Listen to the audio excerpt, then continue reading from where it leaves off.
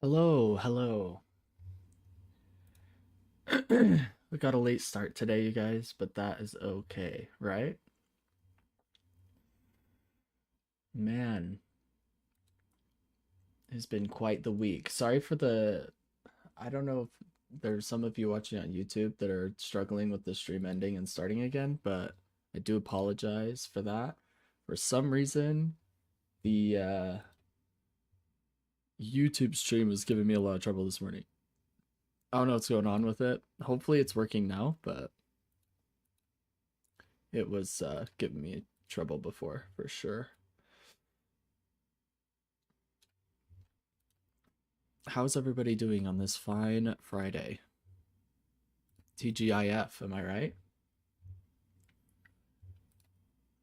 My mom would always say TGIF growing up. It's her thing.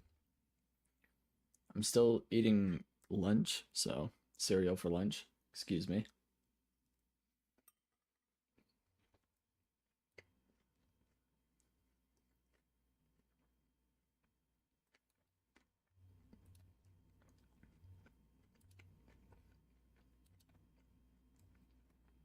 How's your guys' week been, though? Things going well? Games going well?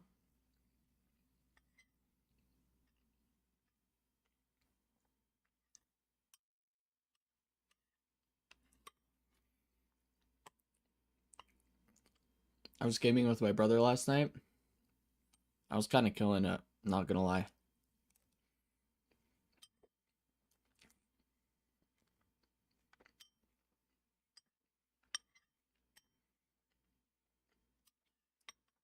I had a few really good games.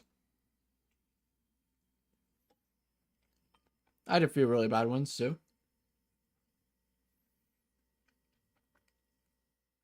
Overall, I feel like it went really well.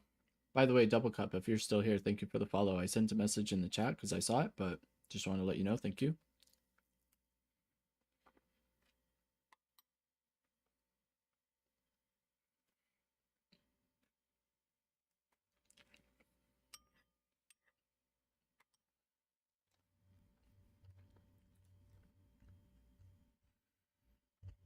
Hmm.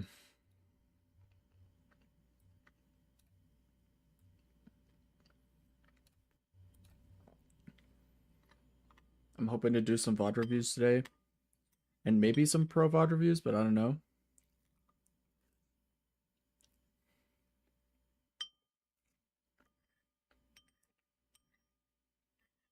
Because we're starting so late, I don't know exactly what we'll have time for.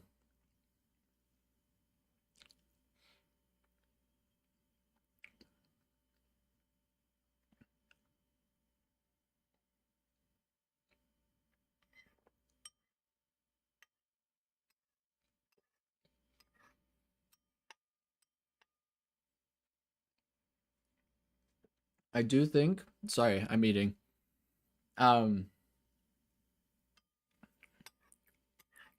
I do think I will have time for VOD reviews, but we only have about one queued up right now, maybe two. But I do think we could go over the DLNS games because I haven't seen them yet, and maybe we could do a VOD review of them.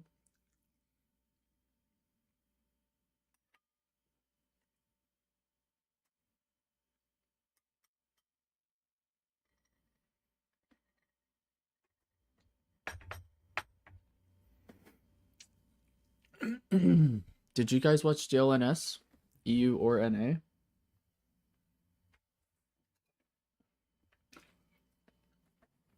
I haven't seen anything, so I don't know if they were good or not, or if there's like somebody who really killed it on a certain hero that we'd want to review or something like that.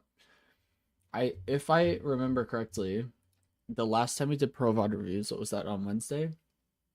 Tuesday? I don't remember. I think that checked off the list for every single hero. I think we've officially done a Pro VOD review for every single hero at some point.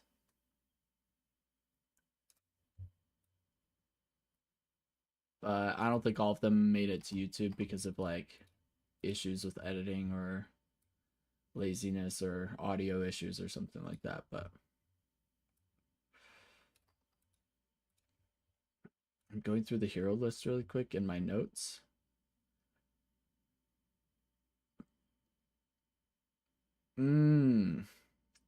I actually don't think we've done a Yamato Provider review. Or Vindicta.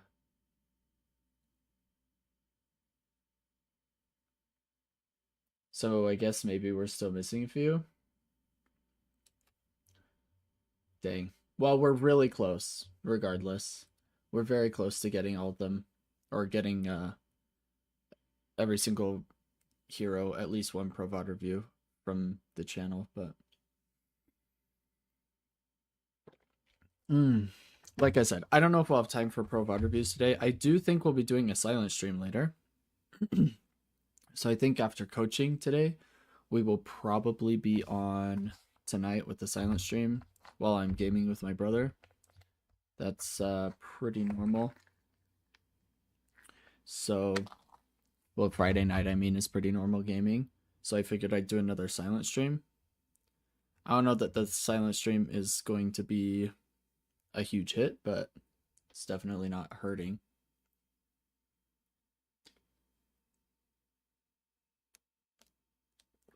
So if you guys want to come back and watch me lose a bunch of games on whatever we end up playing, probably Counter-Strike, because my brother is on this huge Counter-Strike kick, really enjoying it.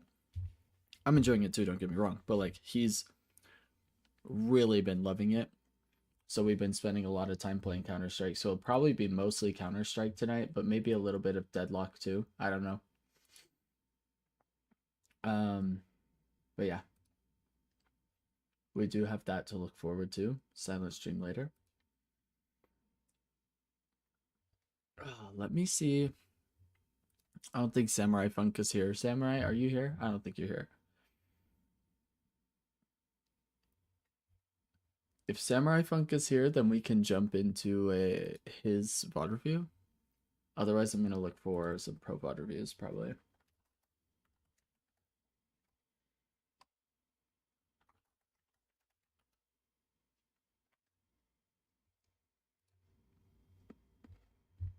Let me pull up the DLNS stream, and we'll see if there was any good games.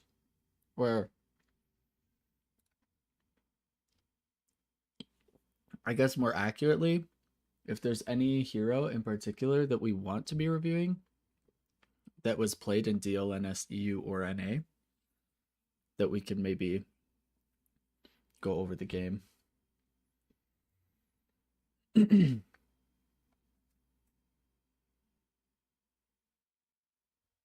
All right, let's take a look at this recording here.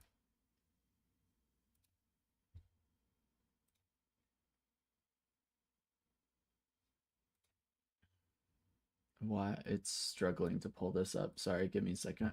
There we go.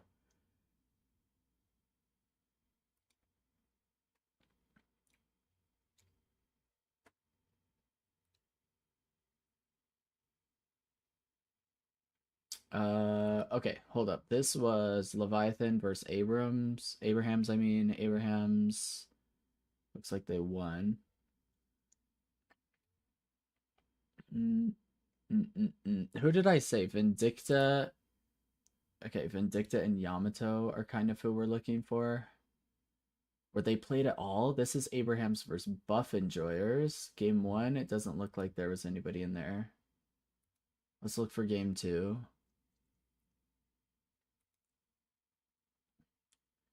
Game 2 did have Listic on Yamato, so maybe we could do that. Let's see how he did, though.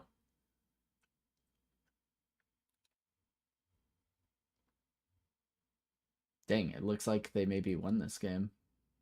So that would be really good for us to grab this.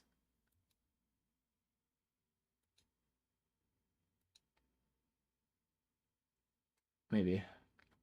Yeah, let me see if I can find this one. So this is game 2 of Buff Enjoyers versus Abrahams. And it looks like Buff Enjoyers maybe won the game.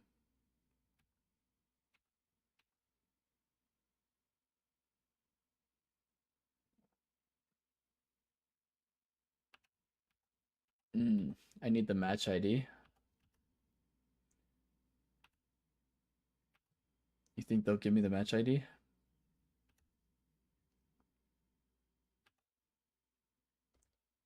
Also need to open up Deadlock here.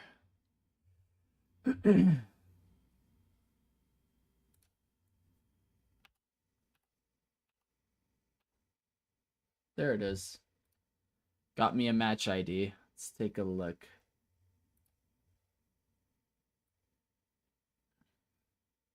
I swear I've done a Yamato Pro VOD review. Have I really not?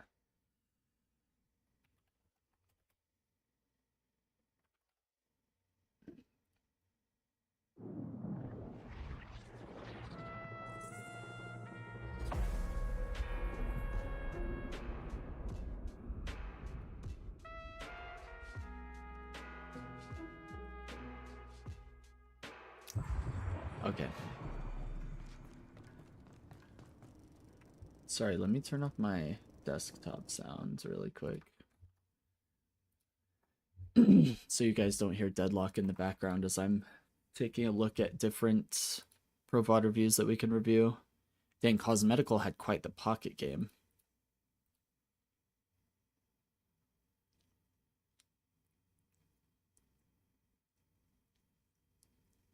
Yeah, I like seriously doubt we're gonna see Vindicta played though, right? Like, there's just no way.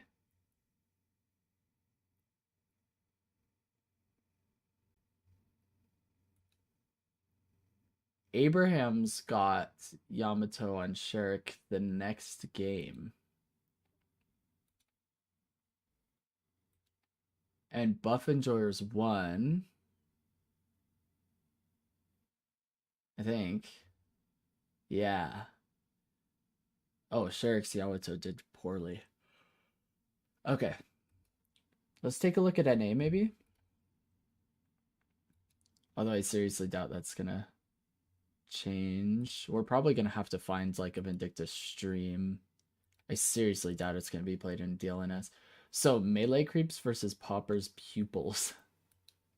And Lomain is subbing for Poppers, it looks like.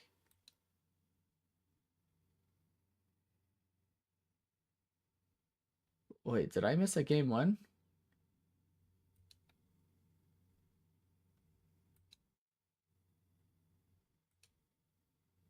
Was there no qualifying game for NA? Did they just do a finals game or what is this?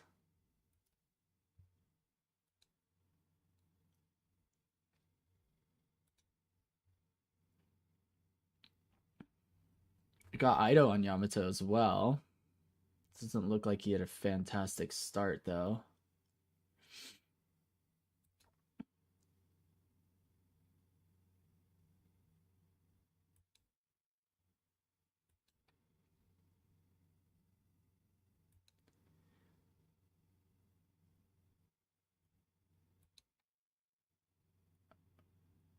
Okay, so melee creeps and Popper's pupils went 1-on-1. Dang, the comps are just the same, it seems. I'm not able to find a Vindicta game.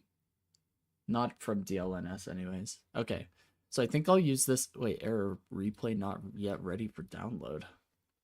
What? Let me try reloading Deadlock.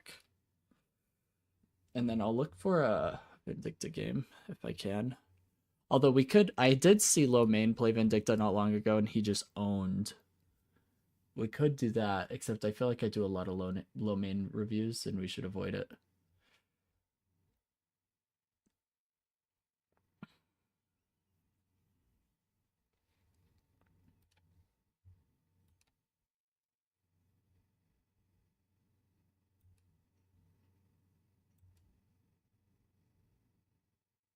All right, Deadlock's loading back up. Let me see if I can get this replay to download, because if this can't download, then I'm going to need a different Yamato VOD, which is annoying. I could try and find Fred the Finch on, what's it called? On YouTube. And see if I could get one of his. I think he's like What's his name in game? Do you guys know off the top of your head? Fred the Finch, the Yamato one trick, the E6 Yamato player. Um, Fred the Finch is his YouTube, but in game it's different. Why can't I remember? Anyway, I can't remember. Okay, the Yamato game does look like it's downloading. I'm sorry, I have to go use the restroom, so I will be right back. Give me 1 second.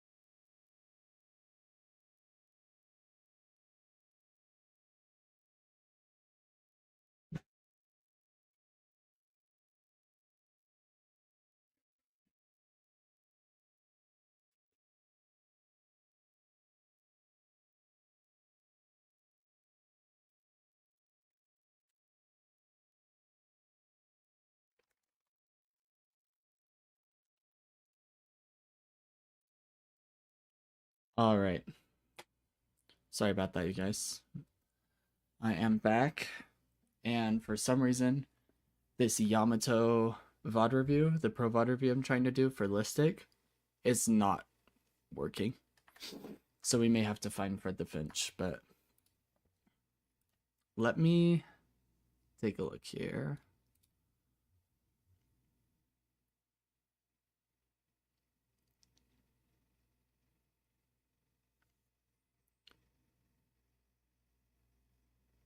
There's a streamer that plays Vindicta. Let me see if I can find them.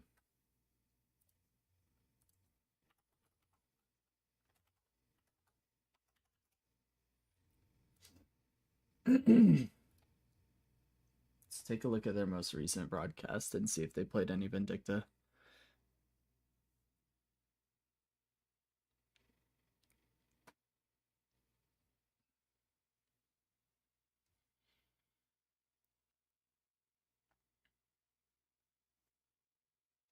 Oh man. Sorry. I think I'm getting sick. So you just have to bear with me. Hey, the first game I load into, he's playing Vindicta. Do you think I can find the match ID?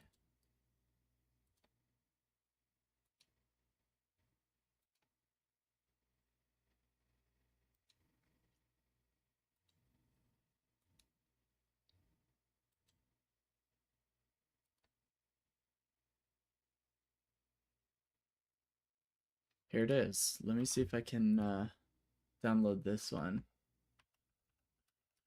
I think Heather's just breaking all the VOD reviews, to be honest with you guys.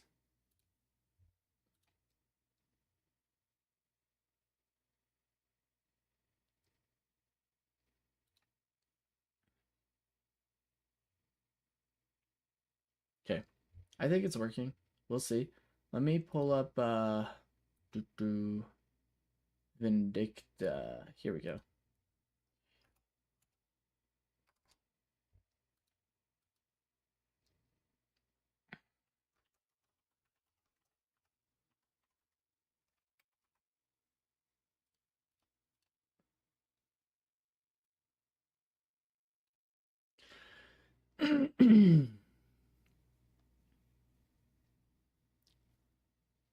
This one seems to be downloading just fine. I don't know what's wrong with the Yamato one then. I wonder why the Yamato, the DLNS VOD review isn't working for me. Alright.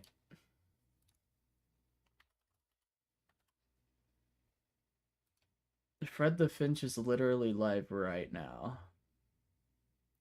What a Chad. Let me find some past videos of Yamato though. Like yesterday's stream, he probably played some Yam, right? Surely.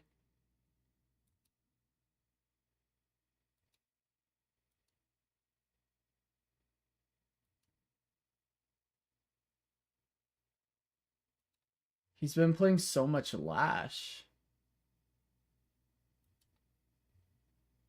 Oh, here's Yam. Okay, hold up. Let me see if I can find match ID for this Yamato game if it was good.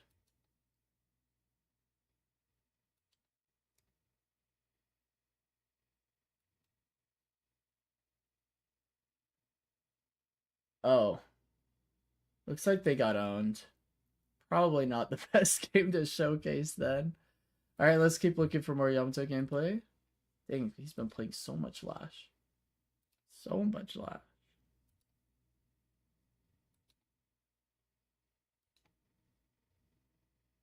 Okay, another Yam game. Let's see if this one was any good. So far it's looking pretty bad.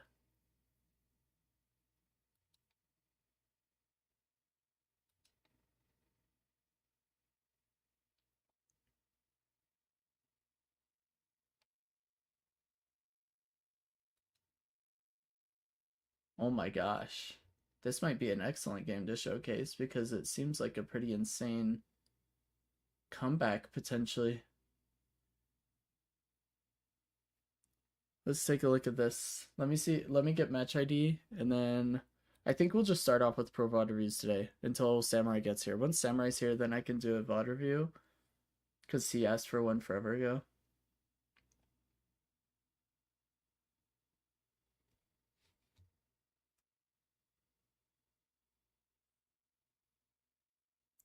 His name in game is like Ronaldo or something, right? I don't know.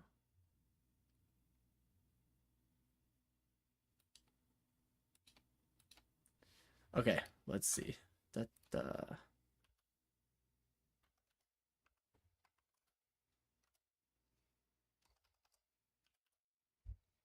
think this is it. Okay. Right now his name is Forever Second.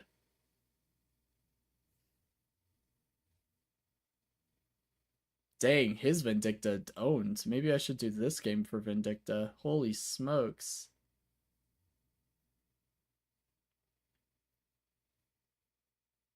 I wonder, is this Pluto and Strider? Hold up. He's playing against Crayon in this game. Is that our Pluto? I wonder. Pluto was playing Pocket.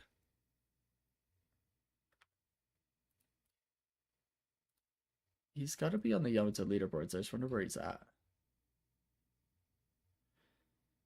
He's 12th. He's 12th on the leaderboards right now for Yamato. Maybe I should go back further. Maybe I should use this game for Yamato.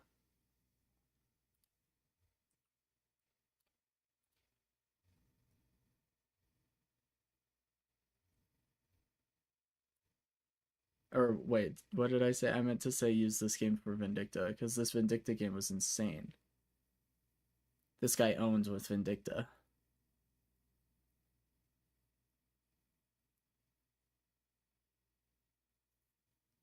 I think I am. Hold up. Let me find more. Let me swap this out.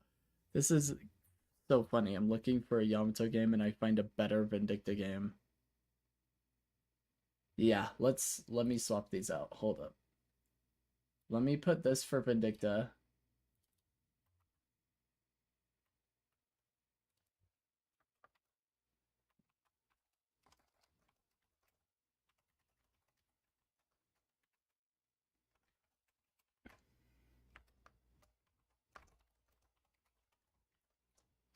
Sorry, I'm just putting my notes in. Let me go back down to Yam. Let's find a different game day.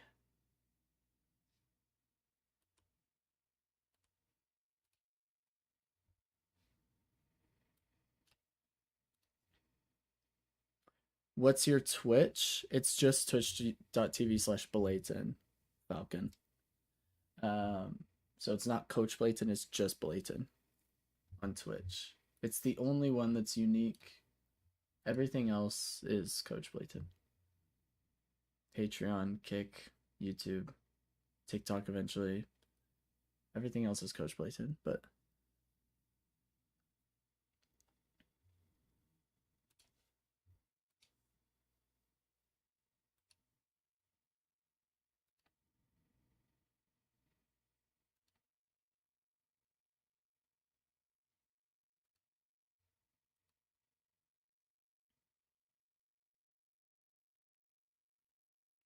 okay, here's what we're gonna do. I'm gonna look for a Yamato game after this. Let's go ahead and send this. Let me switch over here. Excuse me. I appreciate your guys' patience with me feeling sick today and constantly clearing my throat. So, this game is from JCK. This is Fred the Finch on YouTube. He's a Yamato player, number 12th in North America. This is, we're playing against Crayon. We're playing with Pluto and Strider. So, Eternus 6 lobby, and this guy just dominates with Vindicta. Now, for some reason, he's not the MVP. I guess it's because he wasn't like as impactful as Wraith or whatever. But anyway, I want to see how he plays this. So we're gonna do quick Vindicta. Oh shoot, let me change my. It's not a silent stream either. So.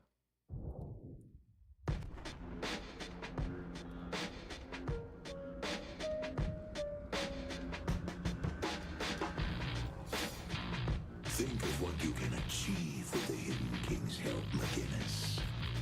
Complete the ritual. The crows lend me their aid. Sorry. There we go. Should say Pro VOD review now.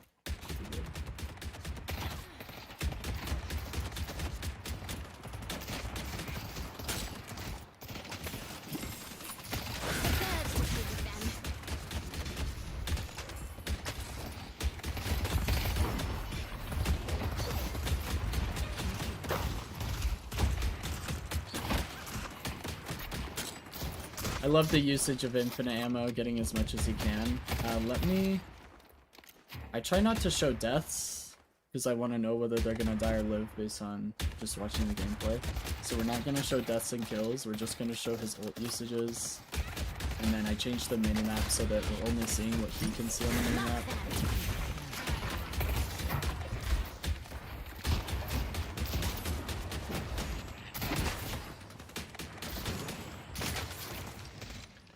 Excellent usage of infinite ammo. What was that? What was Lash doing?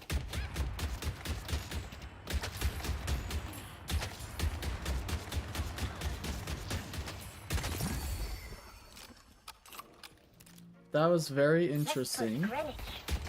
My fault.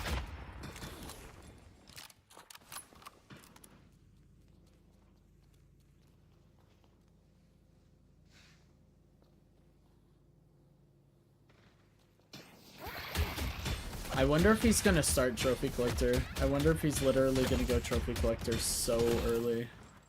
So that any kills in lane, or once he gets ult and goes to bridges and whatnot, or assassinates in other lanes. Also, blue is such a good lane for Vindicta. It's so good for Vindicta. Is this Lash trolling? Is this like a win trade? What am I watching? Easier to do my job if I keep them in one place. You're not getting closer. I see the enemy.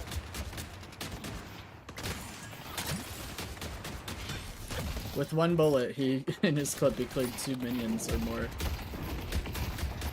This is just the beginning. Yep, he does go first item Trophy Collector. I like it.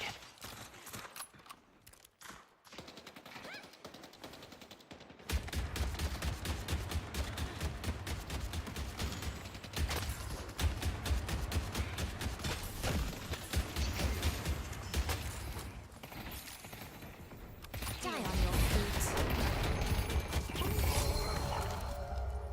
This has to be a win trade. There's actually no way.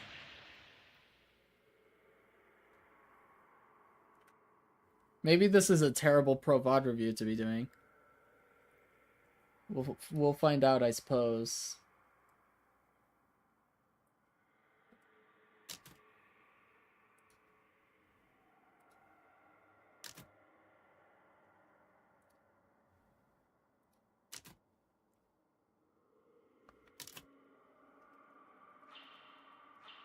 Hey Shelly, how's it going? Summoning crows. And Falcon, welcome in on the Twitch chat now.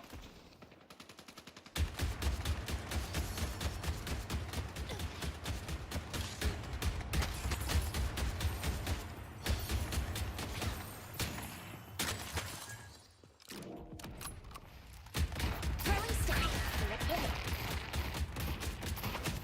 I swear we're watching a Lash win trade. It's unreal what I'm witnessing. I saw your rules video, it's pretty interesting. Well, I'm glad you enjoyed it. It's a hard topic to cover.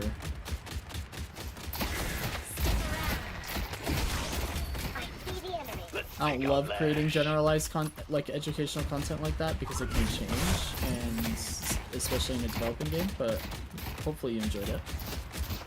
Hopefully it was helpful, more important than anything else. Let's take out drifting. I had a rousing round of let's keep fighting the enemy team and never push our lanes. I swear this Lash has to be win trading. What am I actually watching right now? Shelly, it seems like you've been having some really rough deadlock experience lately. Finding them.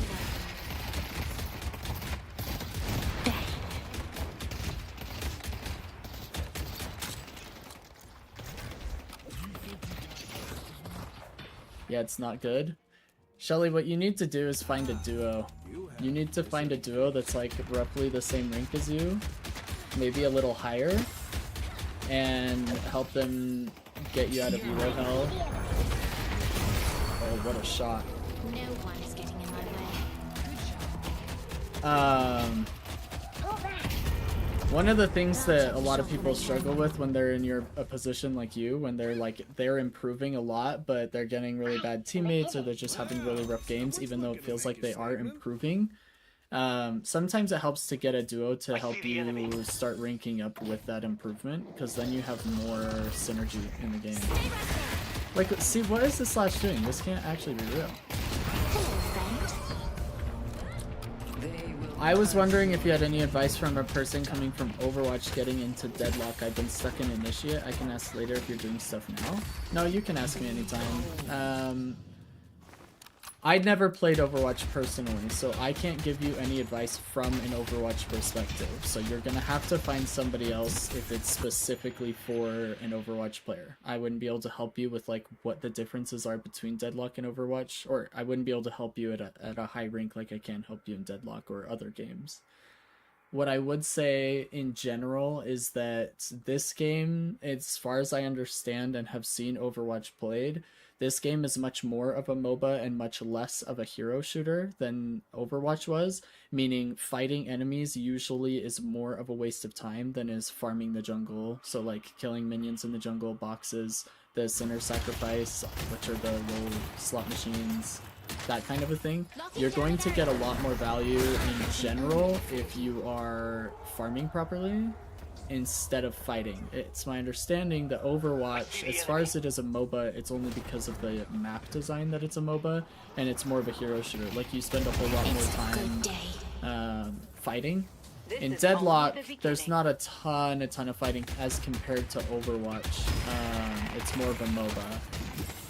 I don't know if that helps a ton, but that's just because I don't have a ton of experience with Overwatch, so my information I'm giving you is basically from a Deadlock perspective and very limited perspective. But I would say in general, the best way that I can help you improve is watching your gameplay. If I watch you play Deadlock, I can tell you what you can do better. But it's going to be hard for me to give you general information. Whoa, that was so close. So all coaching is free. I'm happy to do a coaching session with you and look at like a VOD review of yours, but just telling you what I think you should improve is going to be really difficult, especially if you're coming from a game I never played.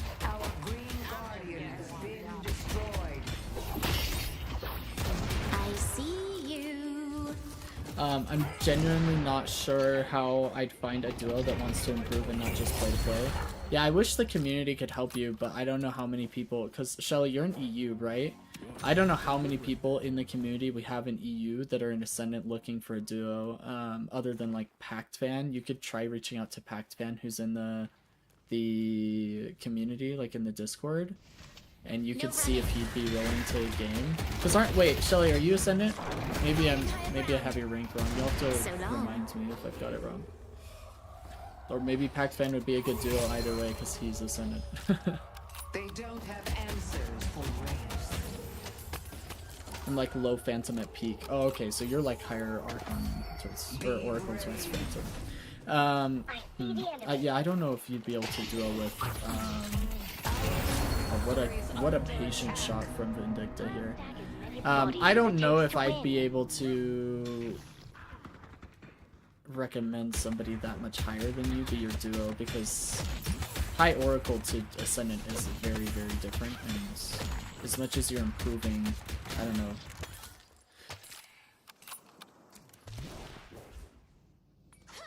Currently ping-ponging between Oracle 6 and 3 constantly.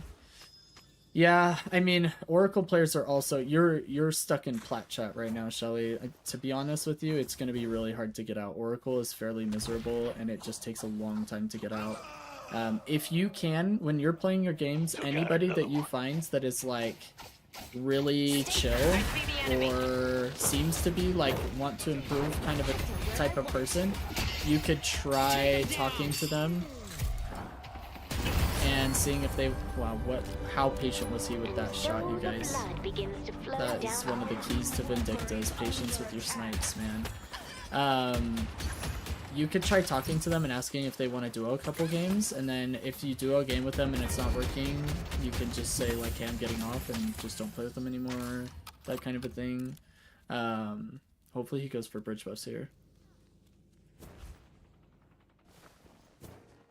If you like that, I got some other stuff to fill in the truck. Anyway, that would be my advice, is try and find somebody that you play with that's decent. Like, you know, in every 20 games you probably find somebody that's worth playing with, don't you think?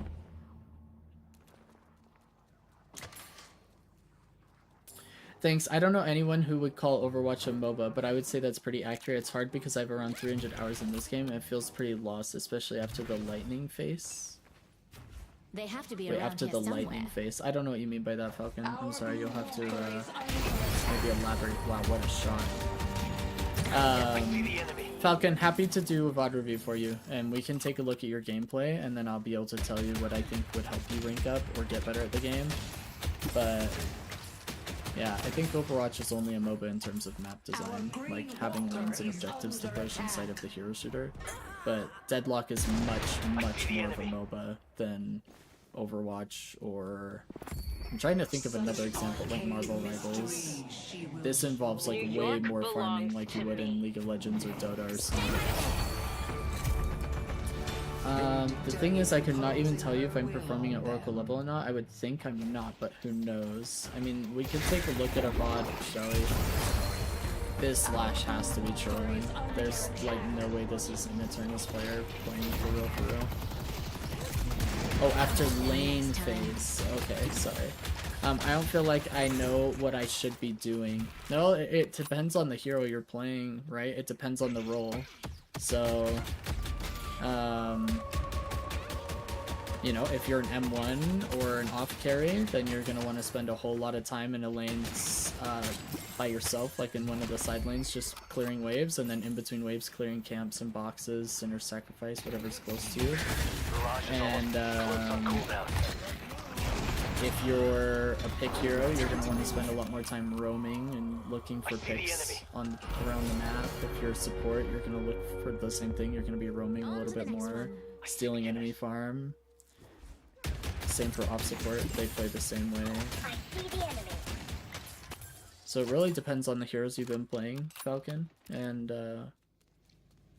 yeah.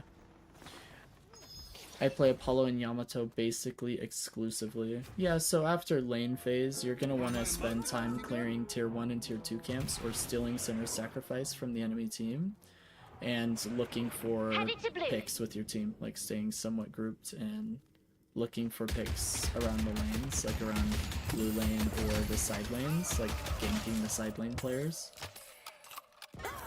Headed to York. You're going to be doing quite a bit of fighting and farming Sinner's Sacrifice and tier 2 camps. Mainly just stealing enemy camps if you can, like any small tier 1 or tier 2 camps.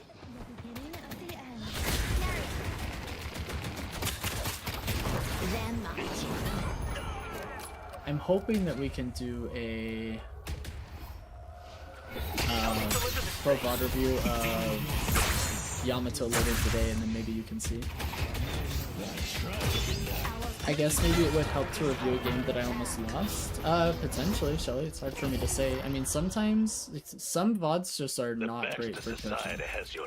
Like, sometimes, whether it's a close win or loss, it just doesn't matter. Like, sometimes it's just not great. There wasn't a lot to coach on that VOD. Let's go to York. Headed together. Dang, we just lost a walker. Despite this last win trading, enemy team actually got our walker. I see Drifter. It's almost impossible to know ahead of time what games you should play. I'm sorry, Shelly. I wish there was like a better method for it, but honestly, it's basically just pick a game that was close, like either a close win or loss. Those are usually, on average, more reliable for actual coaching opportunity, but not always. A game that you almost lost might be good, but I just can't guarantee it.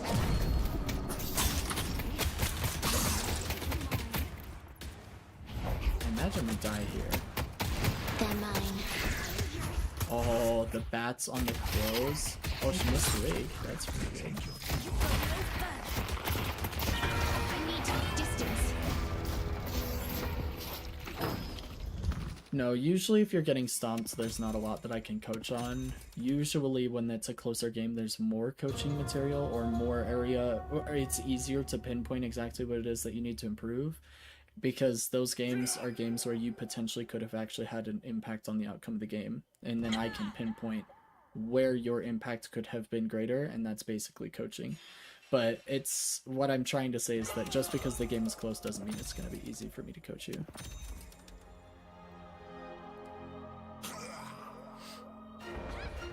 playing a variety of heroes is fine. Headed to blue. You just have to understand what the role does. They're not even 'Cause going to if you hear can the bullet that understand kills them. what role that hero plays, then you can understand how to play them. Or what you need to be doing in the mid game and late game as that role. But yeah, I mean, we may have to do VOD reviews on each of the heroes you play if all 4 of them are different roles, right? Like if it's 4 heroes across 2 different roles, then we would only need to be doing 2 VOD reviews, right? But if they're 4 different roles, then maybe we would have to do multiple VOD reviews for you. Yeah, throw the match ID in the Discord if you wouldn't mind. That'd be the Headed to best way Bro- for me to do it. Let's take out Lash. I got him.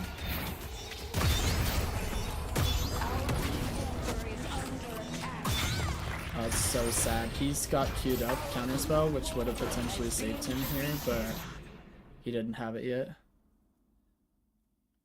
But so Vindicta, as an example, Vindicta is an off-carry role, and usually off-carries like to side lane and get solo farm, but Vindicta gets stacks from her ult kills, so she actually likes to roam around almost like a pick hero and take fights all across the map and see if she can get kills with her ult and start building up stacks for the late game so she can be an off-carry. So she's a unique off-carry to where she doesn't, like Lady Geist or Victor are off-carries, and they want to be in side lane by themselves getting solo farm, but Vindicta is not that way. So it's just like understanding where the heroes need to be and why they need to be there. Like, why isn't Vindicta as an off-carry just getting solo farm in one of the side lanes? Oh, because she gets stacks from her ult, so it makes more sense to have higher kill participation throughout the game.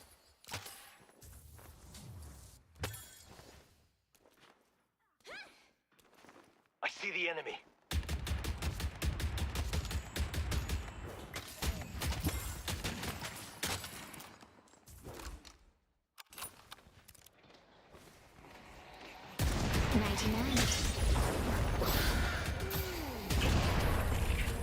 Beautiful shot. Revenge. See, he constantly rotates to fights that are already happening, but he's not necessarily the one starting the fights all the time. That's how Vindicta plays. Because Vindicta isn't strong at starting fights. She actually almost always loses a fight she starts, but she can finish fights that were already started really, really well. Strikes true.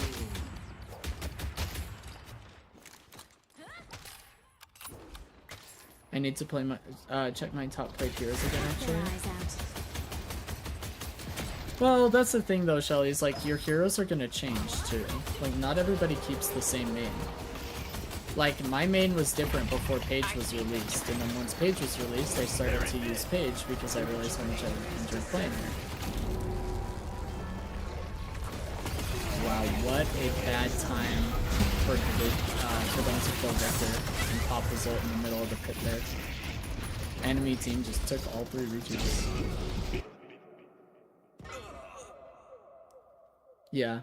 No, for the sake of the Discord, giving me the 3 heroes you play gives me an idea of the roles that you're playing, or maybe it gives me insights to why you're struggling if you're playing 3 different roles, like drastically different roles, you know what I mean? So yeah, for that would help a lot.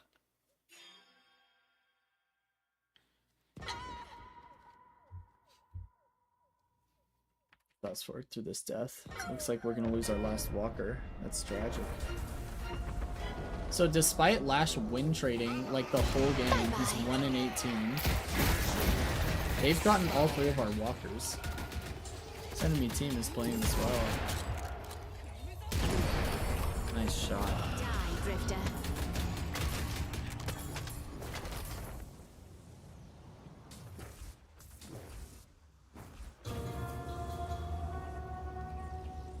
How do you get the VOD review, by the way? I would join the Discord, and there's a request a coach channel. There's actually a how to request a coach, so you can take a look at what I'm looking for when you request it. And then you can go to the request a coach channel and post that little forum. I guess there's like a little thing I got in there. There's a word I'm looking for that I can't think of because my brain isn't working today. I put it up? Big show. We'll take a look at it.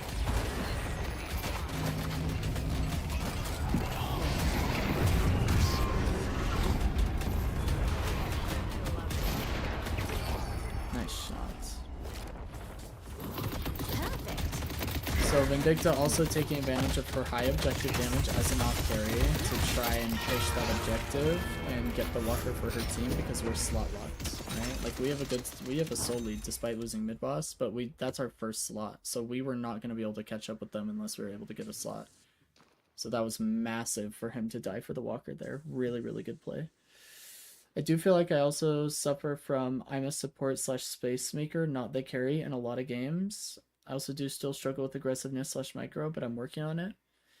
Yeah, we'll take a look. I mean, sometimes you're that is your role, right? If you're not the carry, you're just creating space or supporting your team, and sometimes in those roles you are at the mercy of your team, like playing well. I will say it's much harder to rank up as a support player if you are the best player on the team. That was a really big issue I had when I was in Ascendant, trying to rank up into Eternus, like for the first time, is I play a lot of support heroes, but I was the best player on the team. And then what do, right? Then I'm supporting people that are worse than me. I had to just like either play different roles or play my role drastically differently, which is probably why I ended up playing my support like way more aggressive than the average support does, because it allowed me to give my team some sort of head start.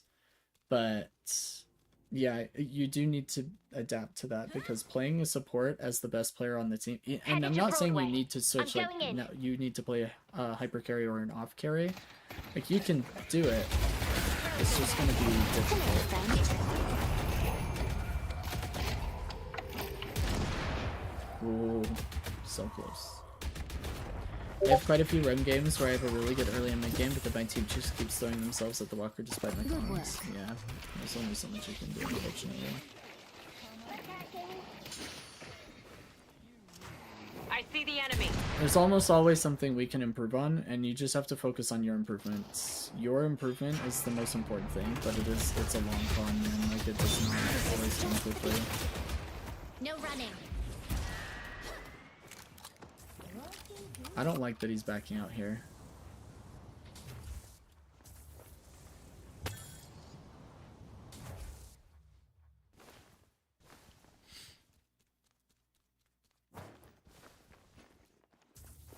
I'm definitely improving. It just sucks to get the teams of hell for 3 or 4 games in a row. Oh, I know, it's painful. That's the rank up process, right? Like, it's just so difficult.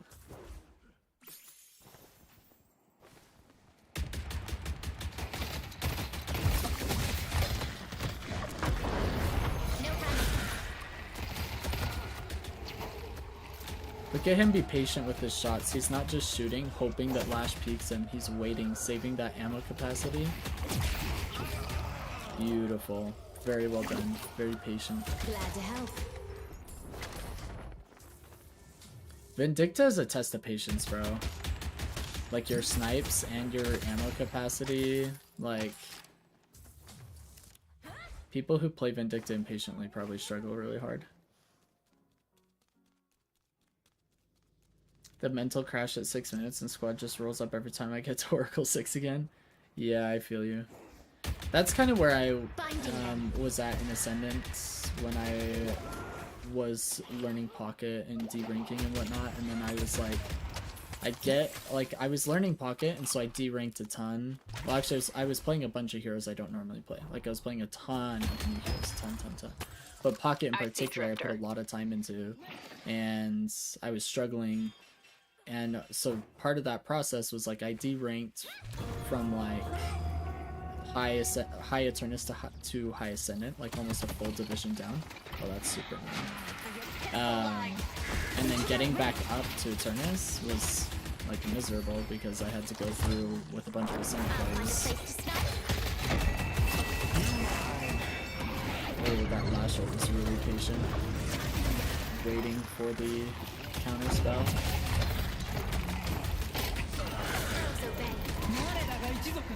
My smile just turning into a frown as soon as I hear the shift shouting at their lane partner 3 minutes in too.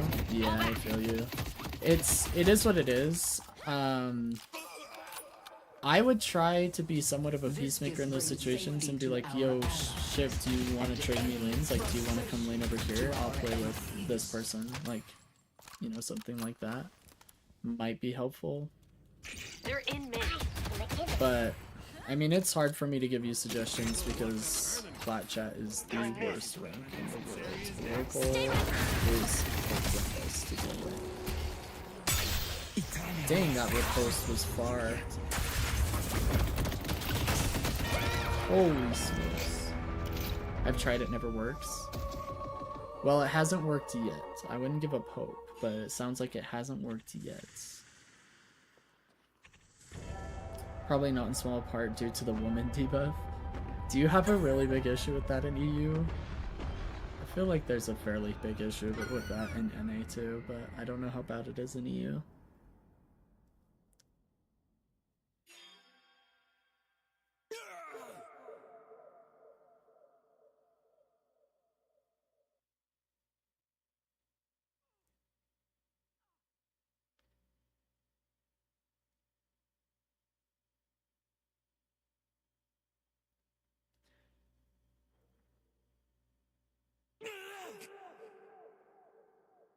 Yeah, I often get people just making jokes at my expense whenever I say anything. They stop playing the game just to be rude.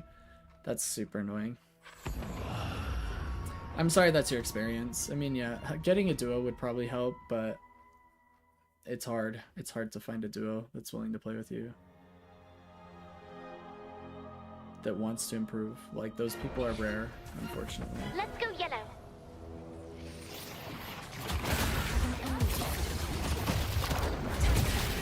Most important thing is that you're still improving or trying to improve. Those are going to be really, really big for you. If only killing Hazel Rank will was this follow. easy. Just keep improving. I see, Eventually, you Drifter. get to a point where you've improved so much that like it feels like you're smurfing and you just rank up automatically, right?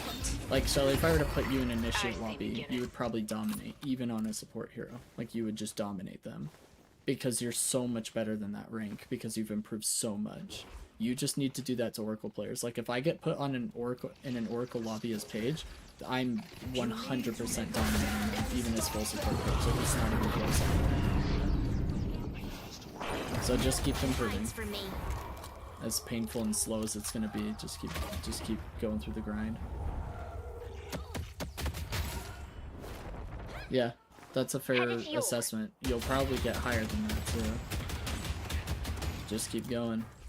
If you can find a duo that's going to be better, and hopefully maybe somebody in the community would be willing to play with you, like you can ask around if there's anybody in EU, like in the Discord you could ask if anybody in EU is around to Oracle to be willing to play with you, and you could duo with them.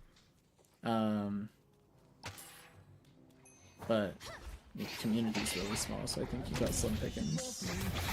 Falcon, thanks so much for the follow, appreciate it.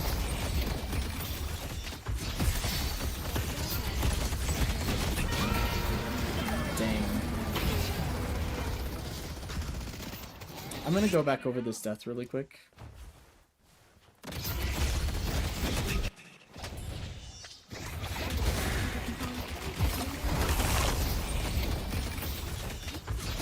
I think he cancels his too. And that killed him.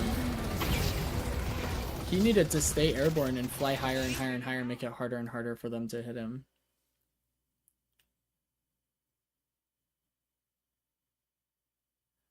That's the one thing I'm kind of baffled by. I know for sure that an Eternus player would just smoke my lobbies, but I have no idea how. Well, it's mostly because we know how to exploit weakness. So, If you don't hate my turrets yet, you're gonna real soon. like, I play differently depending on which rank I'm playing against. So, I just know how to exploit each rank's weakness. Like for Oracle, weakness is ego and overfighting in general. So I would just constantly bait them into bad fights. And then I would I'd just get more and more fed the more I bait them into fights.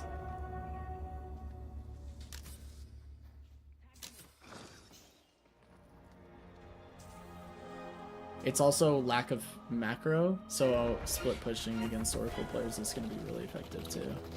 Like if you want a free slot, pretend you're doing a team fight on one lane, they'll over-rotate late because instead of taking trades on the other side of the map, going, oh hey, we're losing this walker, can we push this walker instead and trade it? They're gonna go, yo, we need to rotate over there. And then they're late to the rotate and we just split push the other side as well. I would say it's going to be exploiting weakness, and it's also going to be micro, like just mechanical excellence. So the fact that oracles are going to miss way more Vindicta snipes than I would, etc. Like that sort of a thing, just in general.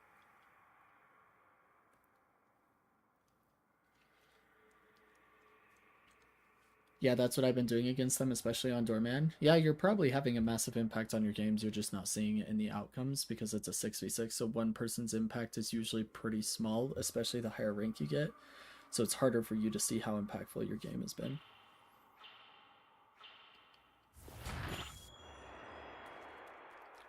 Bullet, I missed you saying hello. How's it going? I saw you replying to Shelly, but I didn't see you say hello. How are you doing today? I feel like I'm getting sick, so I apologize.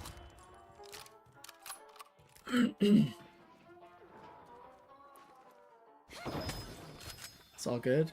Glad to hear it. I see the enemy. I think the part of the game today where my team somehow lost a 6v2 was the rankest thing in a while. Yeah, that's tough. That's tough. I imagine also, Shelly, that you may be dealing with Smurfs. I don't know. I don't know how bad smurfing is, but you may be dealing with people that are slightly higher ranked than you without realizing it too. Perfect.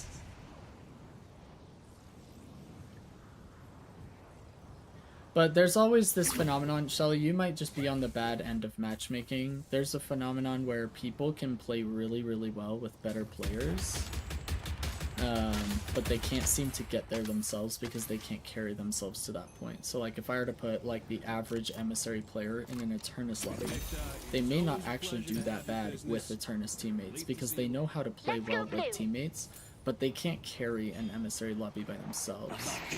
And that is just matchmaking in any game ever, and there's really nothing I can coach out of that. It's just like, the only thing I can tell you in those scenarios is like, just keep improving, keep doing the best that you can, and with time, you could reasonably rank up. But unfortunately, it does happen.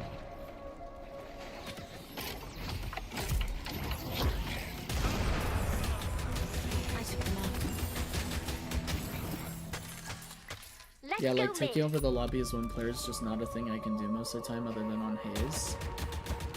Well, here's the thing, you can take over a lobby with much more than KD.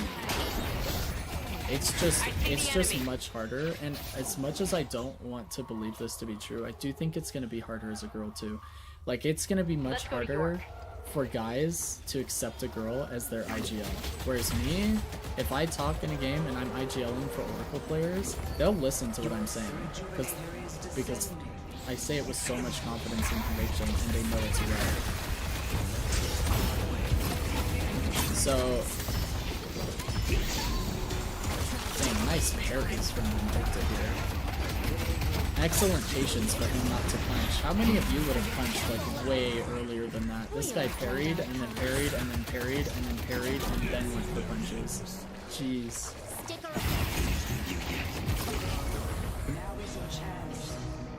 I'm coming for you.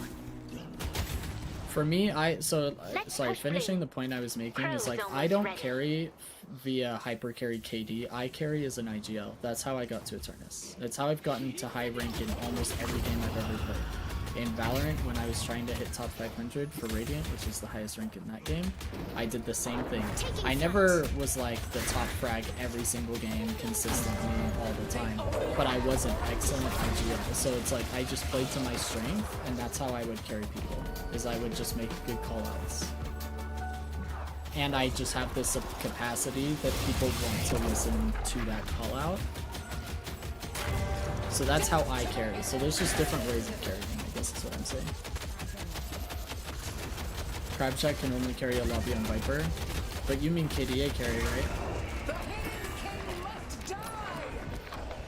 Yeah, Bullet, I think I would have punched after the second parry maybe, but this guy parried 4 times before he went for a punch. This mega freaking patient from him is so awesome. It's that vindictive patience coming in clutch. Crab can't even carry a lobbyist Viper, he just plays her for the voice lines. He's just there for the LARP, huh? Have to make this count.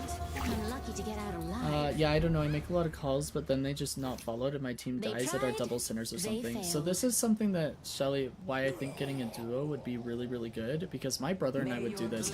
People wouldn't know we were duoed all the time, so we would back each other up in voice comms as if we weren't duoed, because as soon as you have a second person following you, the rest of the sheeple just get in line and follow the bell. So I would say a comm, like I would say, yo, let's go mid boss, and my brother would jump in comms and be like, yeah, I'm headed to mid right now, that's a great idea. And then the rest of the team's like, oh, okay, 2 of my teammates are going, that's fine. But if just one person says it and one person disagrees, then you have an issue, right? You see what I'm saying? So like that's where I think it would maybe help for you to try and find a duo as well. Oh my gosh, why did he go on the zip? No mercy comes for you today. Guys, don't you all want to play against this Lash? Don't touch me. I feel like all of us want to play against this Lash.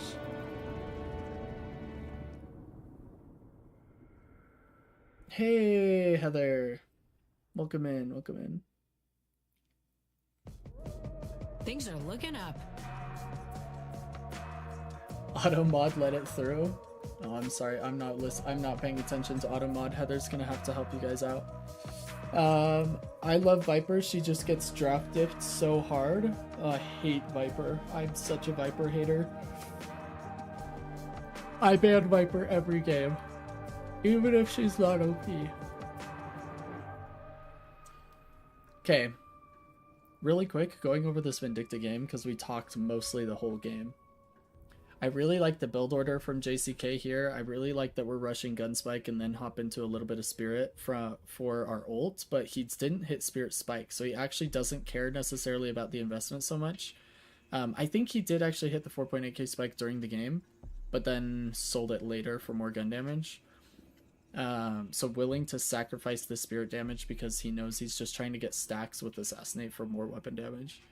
And then getting that counterspell, which is so OP on Vindicta, helps you stay in the air longer, and being able to fly is a free Merc Mag. And then his positioning, he's constantly entering fights that are already starting around the map from his pick heroes and his front lines, and making sure that he's helping finish fights, but he's not necessarily starting them. And if he's not starting fights, he's farming, and if he's not farming, he's split pushing an objective with his objective damage. So really well played from JCK. He did have like a win trader in lane, so not sure what this was, but yeah. Overall, I feel like he played that really well. His patience in general on Vindicta was absolutely fantastic. The way that he waits to use his ammo, he's not just holding left click. He's like being very intentional about using that micro to hit an enemy. He had Lash pinned behind a pillar, and he did not use any ammo. He was waiting for Lash to peek out. He wasn't just left clicking, hoping Lash would peek out. He's super patient with the ults. He's lining up those snipes. He's making sure he's hitting them rather than just getting a quick charge off. Playing really well. Overall, I think JCK showed us really well how to play Vindicta in general. Shelly says, yeah, I feel like when I'm solo, people just go, I don't know, and then their death timers have already gone from 45 to 28. It's a huge issue, Shelly. It happens even in Ascendant. I'll call mid-boss at like 17 minutes after 2 kills, and they're like, nah, we don't have the damage. And I'm like, oh my gosh, this is miserable. Like, because they just don't know. I would say, in general, your comms have to be probably a little bit more assertive so that they understand it's now or never. Like, I would maybe phrase the comms a little bit differently. I don't know if that's going to help you or if you've already tried it, which you probably have, but I'm just letting you know, like, in general, for me, it's, yo, we should go mid-boss right now. If we're not dropping right now, we can't do it at all. So I'm heading down. And then if they know, like, I'm going into mid-boss pit right now. If they want to stop me, they're going to have to come up with really good reasons, because I'm literally going to get audio cue in a second.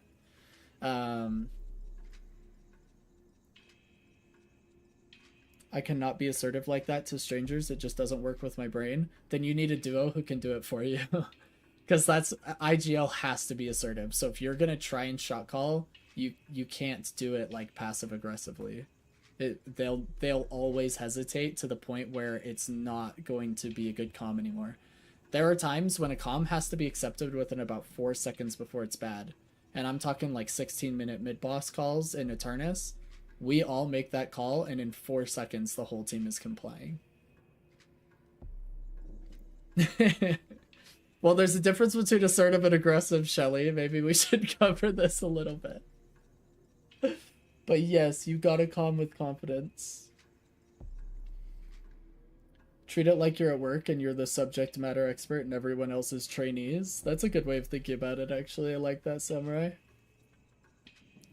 I told my team, there were times in Phantom and Oracle when I was ranking up that I told my team, I said, hey, mid-boss is the right call. I'm going to die getting it. So if you guys want to help me and get it quicker, that's fine. Otherwise, I'm gifting rejuves to the enemy team. And I phrased it that way, and then I went down there and I gifted 3 rejuves to the enemy team because they came and owned me after I killed mid-boss because my team didn't listen. So, I mean, if you want to be really, really crazy about it, you could be like me and be super cynical and be like, hey, I'm making the right call. If you guys want to make it with me, feel free to join me. I'm not going to tell you not to. But I don't recommend it. It's just what I would do from time to time.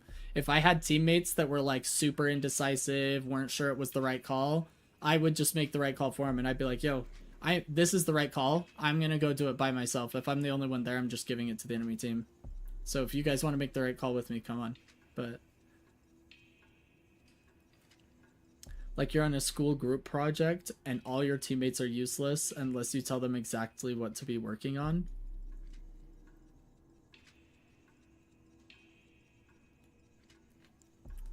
But I pre-commed it when we were getting the kills still. Yeah, Shelly, I feel bad for you. It's a tough situation to be in. Your rank is the worst at responding to this. I gotta tell you, Oracle is the worst. If you're gonna be IGL, I would definitely try being more assertive without being aggressive.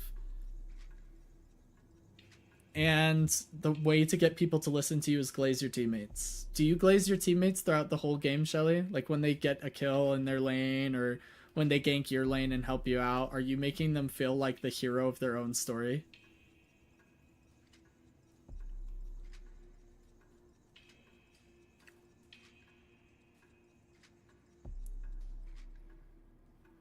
Because if you glaze your teammates, I'm giving out a lot of nicely done and such. Lay it on a little thicker maybe, Shelly. Lay it on a little thicker. Make these guys want to get down on bended knee. Make, like, just stroke their ego so hard throughout the early game, and in mid game they'll listen. That would be my idea. So I super glaze my teammates all the time. Clip it and ship it, you heard it here first.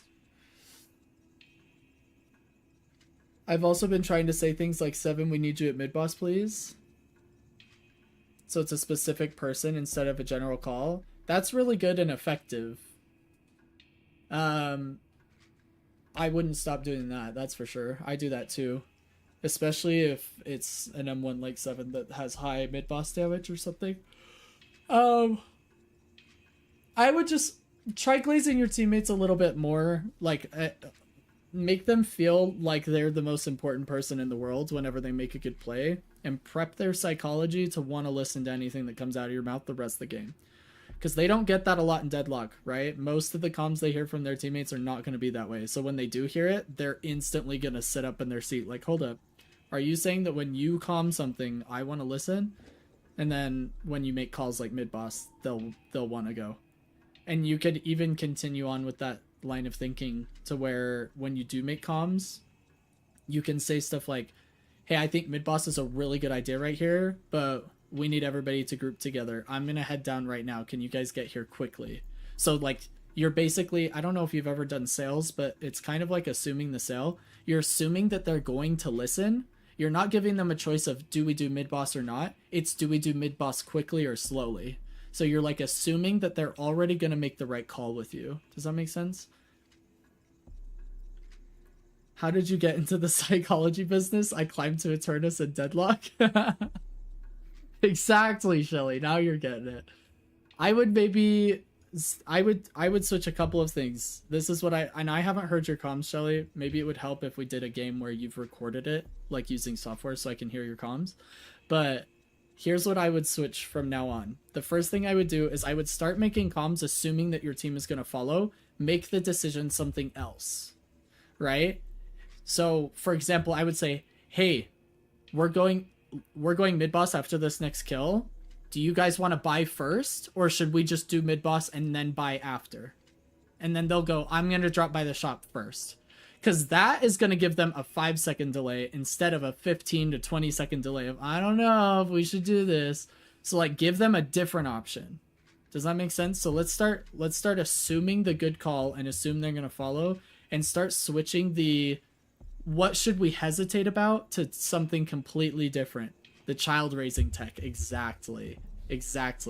You're giving, so like for me, so I'm super religious and I've always grown up that way, but as a child in my rebellious phase, I didn't always want to go to church on Sunday, and my dad always made a joke with us. He'd be like, you have a choice of going to church on Sunday. You can walk or you can drive in the car, right? So like that was our choice.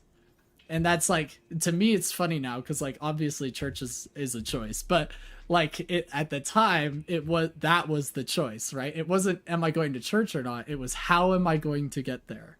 And that is essentially what you need to do with Oracle players, because they all have brains the size of peas. So it's basically just try to give them a different option. And the second thing is, make sure when you are glazing them, do it like go a little bit over the top, just a little bit over the top. And what I mean by that is I won't just say, hey, nice kill in that other lane, or hey, that was awesome getting first blood. I'll go a little bit over the top. I'll be like, dang, you're the GOAT. You got first blood already. I'm barely making it through lane over here. Nice work over there. Right? That's going to prep them. It's just a little bit more. It's just a little bit extra. And then they listen to me the rest of the game for the most part, right? I'm not saying every single game, just everybody just bows down and is like, yes, my king, make any call you want and I will follow. But I'm just saying over the course of 100 games, I see like probably a 40% increase of people following comms with no hesitation if I'm glazing them throughout the early game. And sometimes it's really hard because like what if everybody's losing lane? Then how do you glaze them? Like it does get more difficult, but I'm just trying to give you ideas, you know. Yes, it does help to mention the specific person. Yeah. Like dang, Eternus is goated. This guy already got first blood. What a Chad. Do you want to just lane for all of us, please? Because apparently you're just winning. You know, things like that. Then they're just ready to listen to your comms the rest of the game. I'm glad you've been giving comms, Heather. Thank you for the VOD. I will download it here really quick. Let me actually grab yours. Samurai, are you still here? Because I owe you a VOD review from earlier this week. Actually, it was like last week that I was supposed to do it, but then I didn't do any VODs last week. Because if you're available, Samurai, we can do your VOD review today. Anyway, Shelly, do you feel like any of this is helpful? Do you feel like maybe this has given you some ideas or something that you can maybe work with moving forward on, like, what may help people listen to your comms a little bit more? Or how to be assertive in a positive, lighthearted way that will still allow them to listen to your comms without making you like the enemy? It is helpful, but I feel like it's not going to make a very big difference. You have to give it a large enough sample size to observe it. So after 50 games of doing it every single game, see if you've noticed a difference. 50 games is a lot too.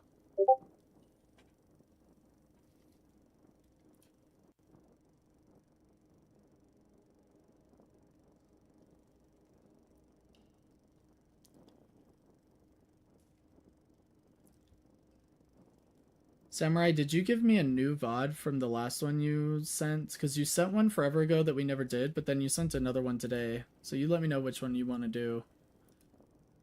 Or both, because I really owe it to you. I put my thing in the VOD review request. You have to go read it. Heather to the Huzzah is her name. Her rank is Eternus, obviously. Number 3 is Hazither. Okay.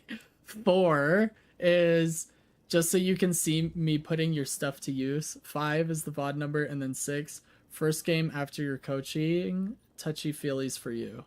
Heck yeah. We're gonna have to see how much it helped.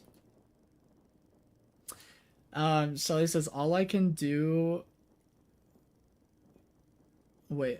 Oh, all I can hope for is that I don't get one of those games where they're just shouting at each other in Russian until the game is over at 18 minutes. Well, that might be like 4 out of the 50 games, but, you know. You do what you can. Guys, Crab Shack's high. He's just typing random things in the chat.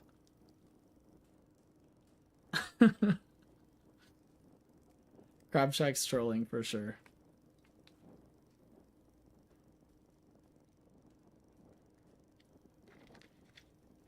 I do wonder what the matchmaking update is going to bring. Me too. Amen to that. I have thought, so like, I will say, once I hit High Eternus, I really stopped sweating at the game. And I just stopped caring. And so that's why I started learning like all these new heroes. And I don't care that I went 1 in 15 on Pocket and like D-ranked a whole freaking division to like Ascendant 5 or whatever. And like, I just stopped sweating. Like when I play Deadlock, I don't sweat anymore. I just play the game. And I considered sweating again and getting back up to High Eternus, but then I was like, well, the matchmaking thing is coming. Maybe I'll do it after that. But honestly, I don't know if I'll ever do it again, because sweating in Deadlock is like just so much brain power for me. Like it's just a lot. I'll send Samurai a text right now. Thanks, Crapshack. Let me know what he says. We'll kind of chill out for a minute and then maybe we'll do his VODs. Because I did recently have a game with a Shiv that says it was his 5th game ever. Wow. An Oracle. Interesting. Yeah, that's going to be interesting. I've dubbed everyone bestie because I'm coining it for Blayton's besties. I thought Blayton was bestie, lol. We're all besties to Heather.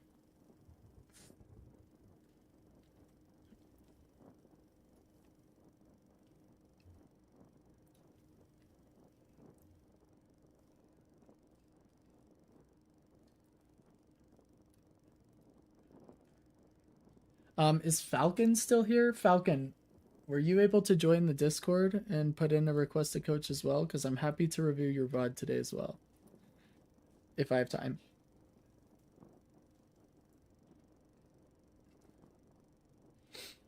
Wonderful, now you two can play my Haze build. That's totally optimal.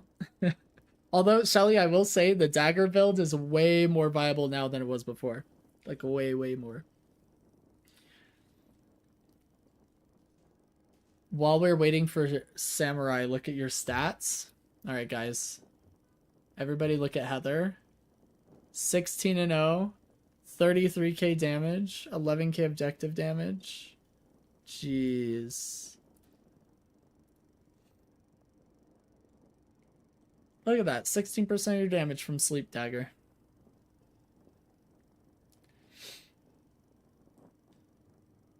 Review your McGinnis build.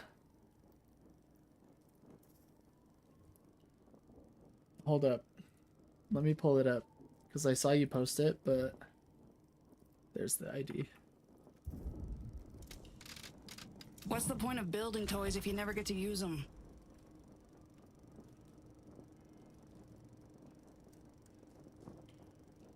Gun is a pea shooter without this item. The earlier the better. Alright, and then Lane.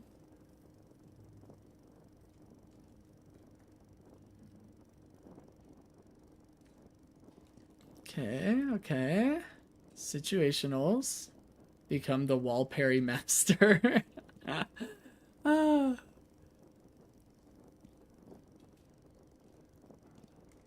Okay, we got gun spikes. It's all annotated too. I like it. Spirit spikes. And green spikes. Late damage. Mostly spirit, okay. Survival.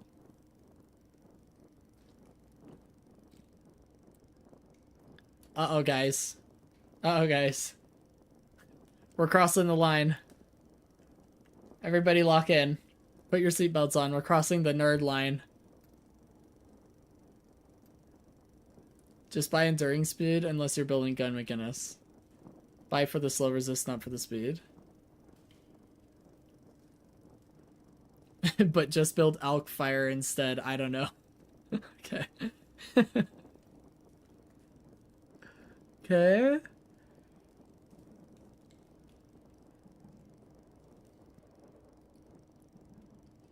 You are a lane pusher hero, and that's all I'm gonna say. Okay.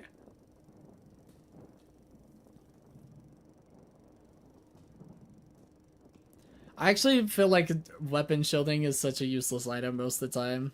Like, usually you're just getting return fire or metal skin, like you said, but I feel like it's so rare I actually buy this item.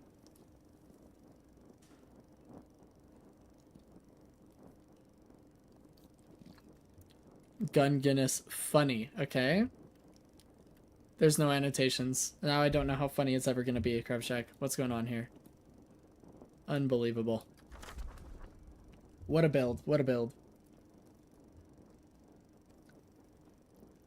I am back. We're doing a VOD review. Yes, Samurai, we can do your VOD review. However, you've sent me two. You sent me one that was meant to be reviewed like a week and a half ago, but then it never got done because I didn't stream it all last week. And then you sent me one today.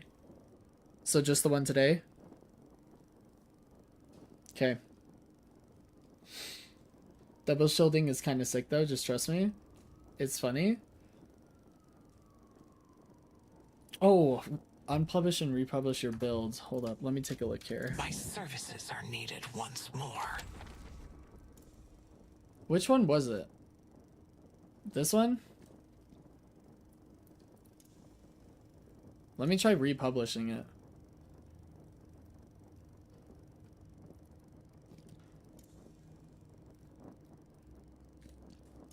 Try this. I'm just gonna throw it in the chat, Heather. Like the Twitch chat. Tell me if that worked. Maybe it worked, I don't know. Yeah, Samurai, let's do your VOD review. I have to download it still, I think.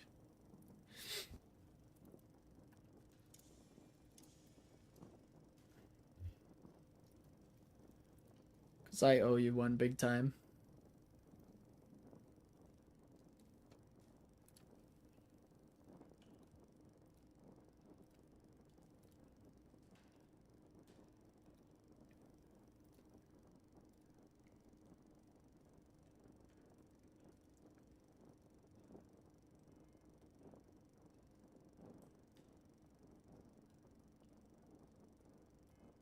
Do you want to check my up-to-date haze build too, lol? The dagger build, check today, I see. It will come another time. Oh, I don't have it here. Wait, what's the... Send me the number, Shelly, for the dagger build. Unless you haven't updated it yet. Weird, it is still not the updated one. It is missing the siphon bullets and stuff. Okay, let me try this. Let me try this.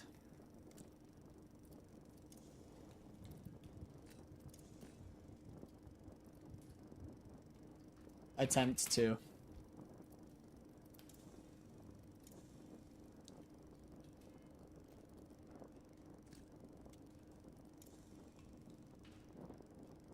Let's try this one.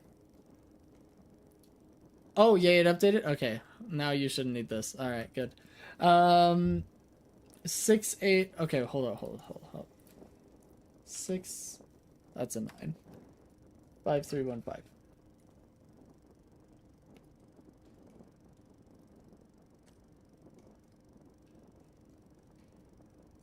Okay. Big number go boom.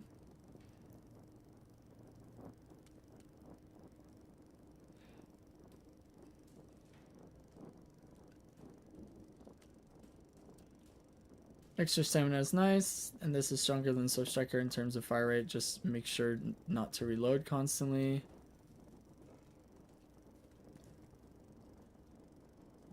Okay, okay. Core to roughly 30k. You want to slide a lot, and you want fire rate. Perfect item. Amen to that. Bullet, you see that? You want to slide a lot. You see that, Bullet? Bullet, did you see that? Bullet? Okay, cancel it for fortitude. Tons of stats you want. Nice.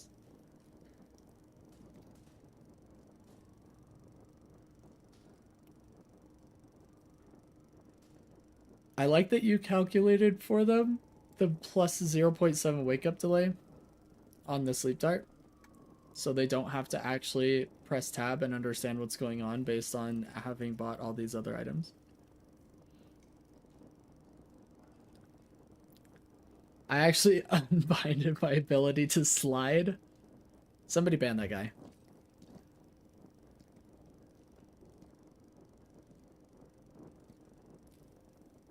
Okay.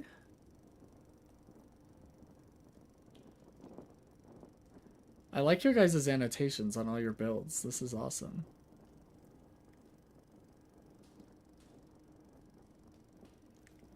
This is actually interesting to get on Haze, because it could probably help you continue channeling even at 40% effectiveness.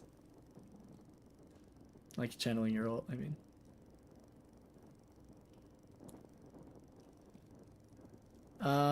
Holiday is reactable. Just want to throw it out there. You can definitely counterspell Holiday ult. Just want to say that.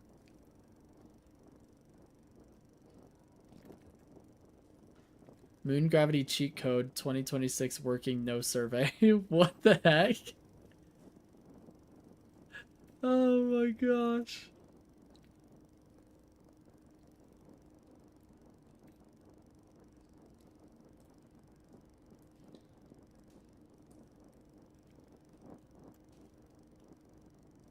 Crippling headshot's so underrated. Tech and explanations below. You guys are a bunch of nerds. I love you all. This is fantastic. Bullet's been banned with healing barrels. Yeah, I'm talking for a minute or two anyway, Samurai. Tech and explanations below. Okay, your main play is to find someone to dagger and burst them with headshots before they wake up. You also have lots of survivability to get out or hunt for kills after you push waves. Keep in mind that you want to stack Spellslinger once you have it by going in combat, either dealing damage or having damage dealt to you. If the enemy team constantly groups up, you can pivot into more of a carry position with items like Ricochet and Frenzy. You can also max out your sleep duration and wake up delay to create openings for your own team. Veilwalker Tech heals just as well as Fortitude if you use it off cooldown. It's also usable mid-fight if you're in a pinch, and lets you reserve your Smoke Bomb charges for Dispel and Lifesteal than usual. If you're running away with Smoke Bomb, run into their side of the map. Most enemies will expect you to run to your side, and objectives will not react to you when you're invisible. Just be careful to not be in range of anyone to reveal you when running by objectives. W. Nice build, Shelly. I love it.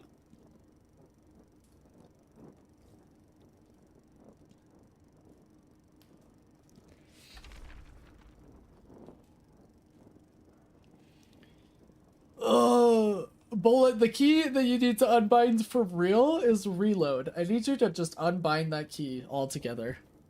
I just want it gone.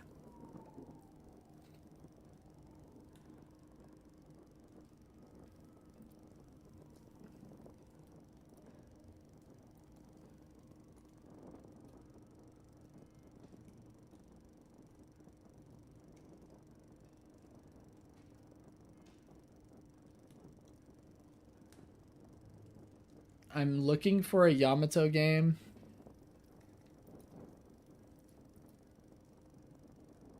How's this Yamato game? I don't know if we can review this one yet or not.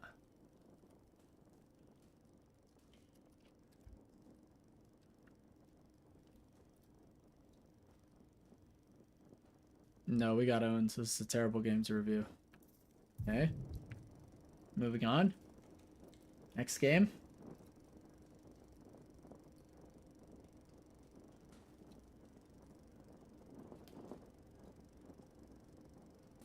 We lost the next game too? Jeez.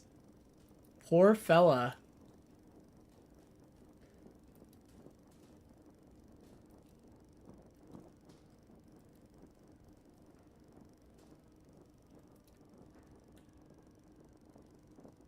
Okay, here's another Yamato game.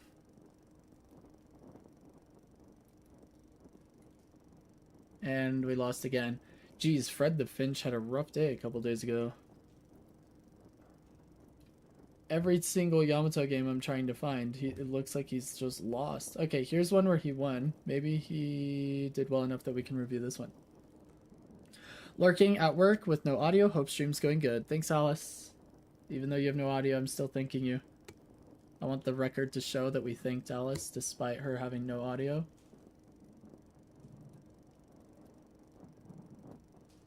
Let's try this one.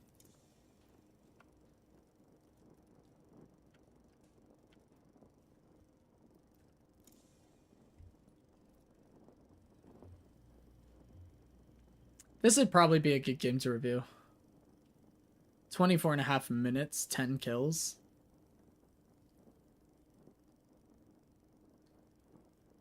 I'll write this one down. Maybe we'll do a pro VOD. I don't think we'll do it today, to be honest, but maybe we'll do a pro VOD review for Fred the Finch.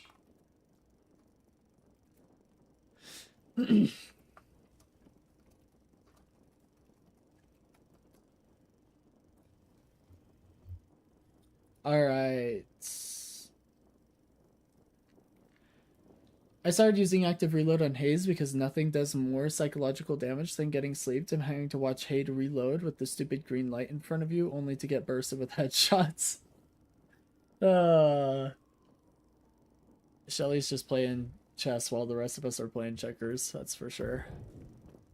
Alright, let me grab Samurais one last time here.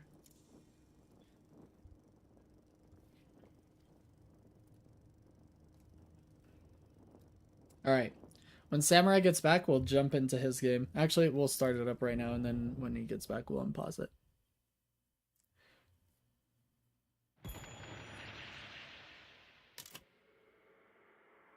Playing Bebop, right?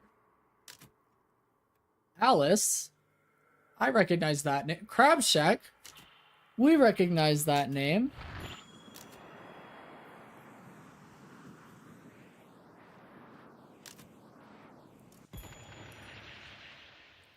Now it's our turn to play some pause luck.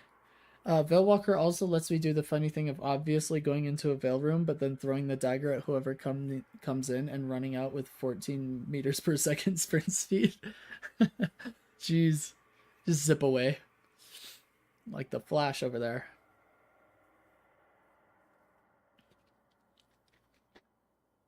All that matters is that you're having fun, Shelly. Rank doesn't matter. Screw rank. I'll be Oracle soon, mark my words. I actually don't implement anything that I coach. I'm the equivalent of the fat gym teacher. I know exactly how you guys need to get ripped and get in shape and stay healthy. And then I go home and eat donuts and Oreos.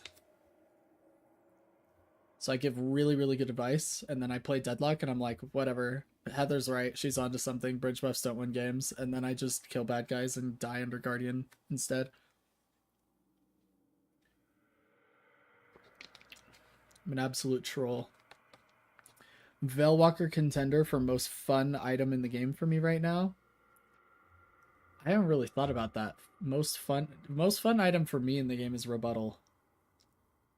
I think Rebuttal has to be my #1 pick because I love burger boxing in lane. So I'm a Rebuttal fan. Sorry for the wait, I'm back. Not a problem, Samurai. We'll go ahead and jump into it. We're gonna do your Bebop VOD review now that you're here. Let's press play and take a look at it. If I'm not mistaken, you said whatever I notice is what we're looking to improve on. Is that right? I think my top play as Hayes has to be sniping as an Ivy out of her ult and getting mid-boss off the pick. That is awesome. Nice. Getting uppercut first and using it on the wave is massive. Getting denied is terrible though. That's awkward. Did she even secure that orb? I should check out the store. I got one of those for the missus. Big fan. relatively fresh to Bebop, so mechanics will be a little bit messy for sure. That's alright. For all we know, it's not your biggest issue.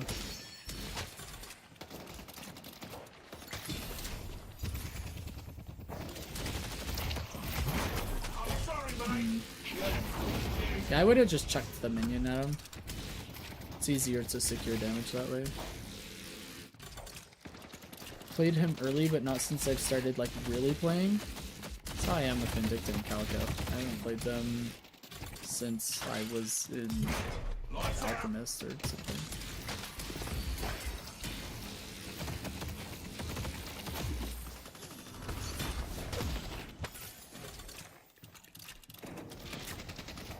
Steal the minis. Oh, we're missing the mini timing. We should have been killing minis while they were finishing that wave.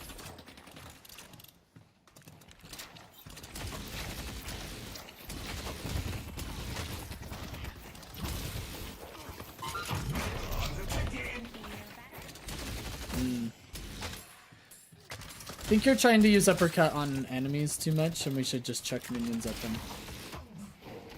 We should still be getting minis.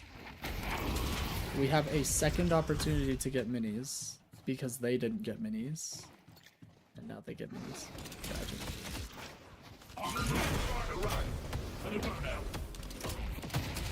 Will Trooper be upon you?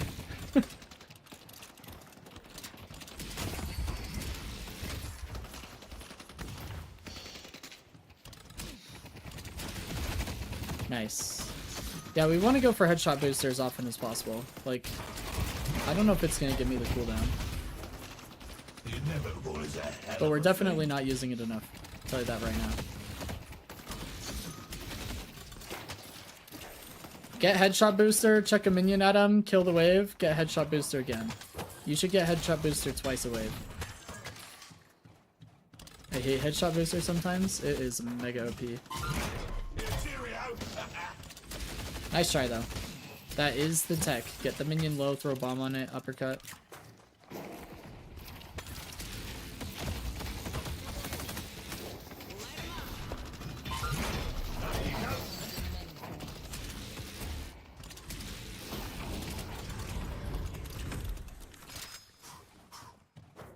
Their minis should be up after this wave. They got them at 230.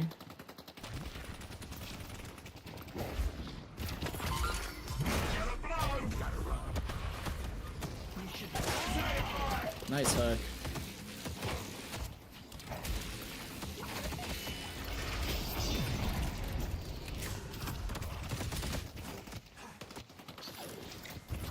What is mini respawn time? It's 90 seconds.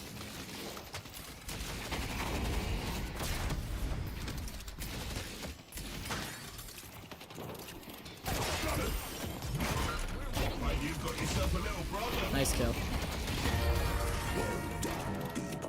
Really nice hook. Unfortunate we didn't have trophy collector already, but that's okay.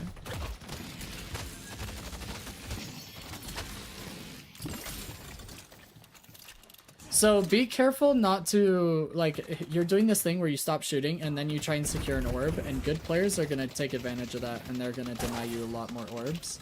Just right click. Yeah, like there you did it just a little late. If you right click but while you're shooting and then stop shooting, it'll keep you like fully charged. Do you know what I mean?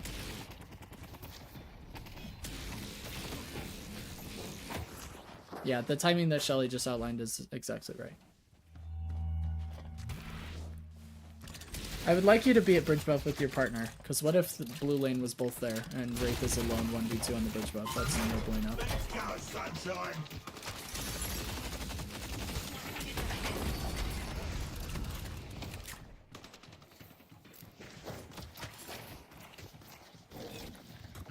Yeah, you're just, if you're gonna stop shooting but then try shooting again to like secure an orb or whatever, right click and then secure the orb and then stop shooting. Or I guess I should just say in general, you want to right click before you stop shooting, like right before, and then you stop shooting and it'll keep you charged up. I don't go selling these to just anyone.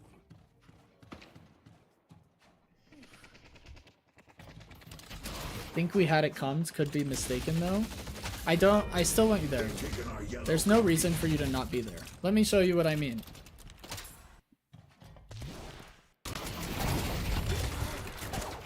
You tell me what you think is more important.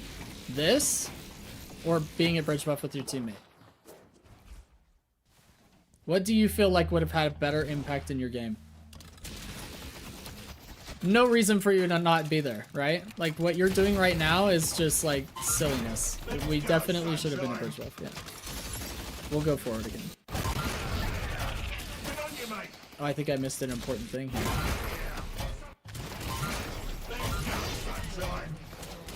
Here we go. Yep, I think you guys should both be there. There's no reason not to. Nice hook, by the way. Oh, and you can punch him.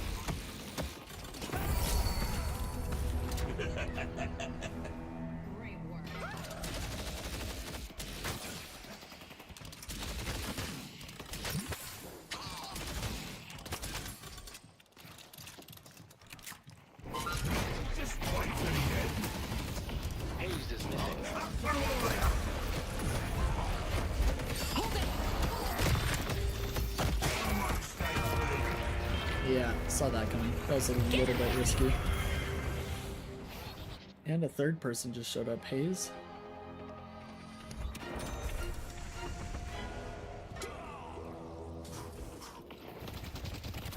It actually, the only reason it was too aggro was the positioning at which you ulted. You ulted in range of the tower being able to hit you if there were no minions there anymore. If you were further back, it probably would have been fine, and you would have had more time to get out. But you have like infinite range on Bebop ult, and for some reason you ulted like right in their faces.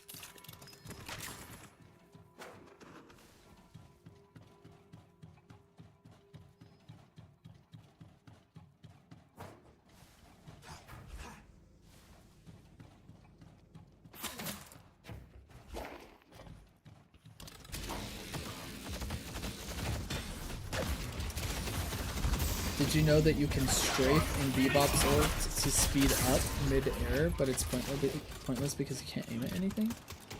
I'm not sure I know what you mean, so I'm gonna answer the question with no, I didn't know that. Never show fear, no matter the odds. Ooh. Nice cage. Always a pleasure working with you. You need to not be here anymore.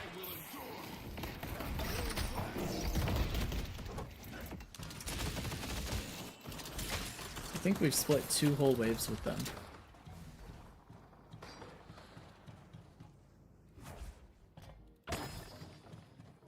Oh, like air strafing. I see what you mean. I don't think I knew that either way. Don't mind the blood on that. It's gently used.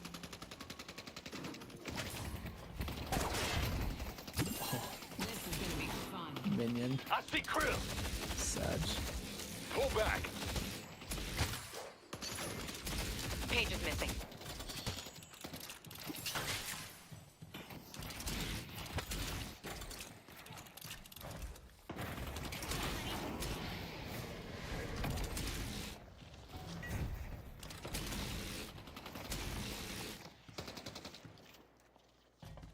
Haze is missing.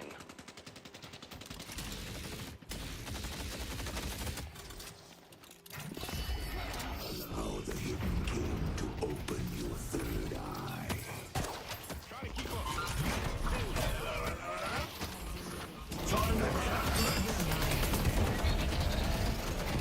Oh, smokes. Alice's ult right there was just absolutely goated to keep him away from you. Crew's missing. This is where you should have ulted, by the way. Like, back there, instead of, like, on top of the Guardian and right next to Zip.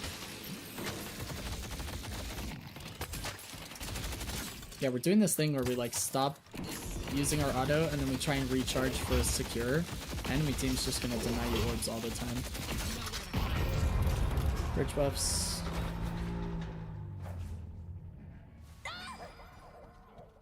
Good luck completing the ritual. I do it to save ammo, just need to right click. Yeah, you'll save the same amount of ammo. You just need to right click before you end.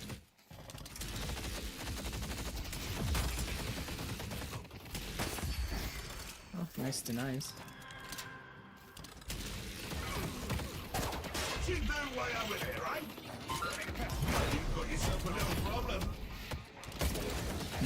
Is there a reason we didn't slowing hex after we grabbed him? Slowing hex right now. Boom. Then we bomb and uppercut. Oh, had it on wrong keybind, forgot to move it after buying. Oh, okay. Yeah, I do that too. That's unfortunate. I've died because of it. I put grit on the wrong keybind and I was like, okay, where was my extra 200 health? And I died because I didn't move it. I feel that. We also miss bridge buffs. Big no-no. You're an Archon, we can't be missing a 10-minute bridge buff. You guys had just cleared wave 2, you could have made it there. Actually remembered to move it, forgot where I moved it to. Oh, I see.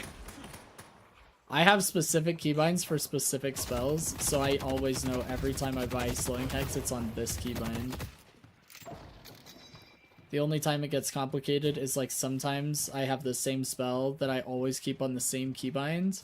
So when I have both of those, I have specific keybinds for that specific scenario. But it does, it works.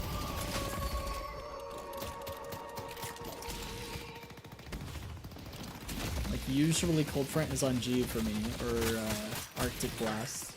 But if I also have Guardian Ward, then it's always on T. Just like random stuff like that. They destroyed the Guardian on blue.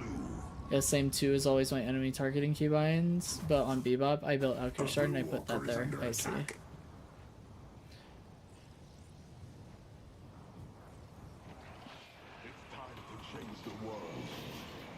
Welcome to what the name of life.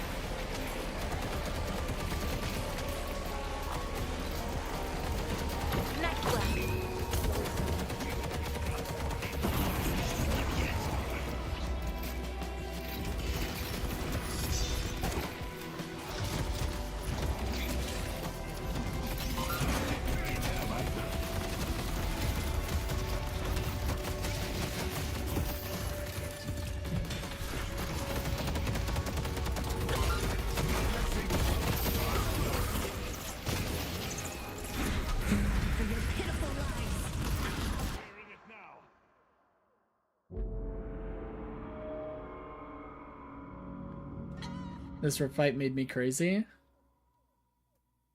Yeah, I mean it went pretty poorly for the team. You need more protection. Unfortunately. You know where to find.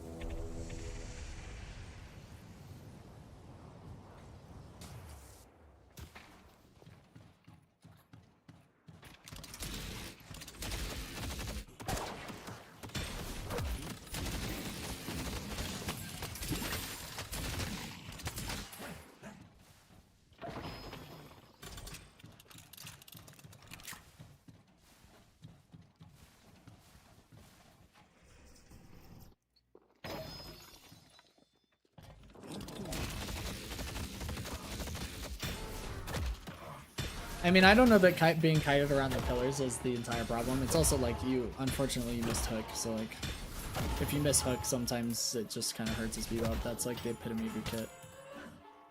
Had you hit hook on that Mo, you would have known what to do, but then yeah, you were getting kited after that, but...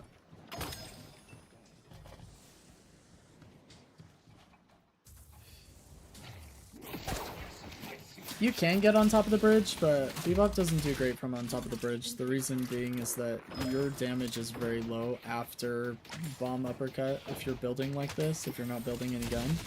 So you actually want to be the guy in the veil doing the kiting and then coming out for bomb uppercut and then running back into hiding. So No one hides from me. I think you just were playing the role incorrectly in that fight. I think you just needed to be a little bit more like sneaky time.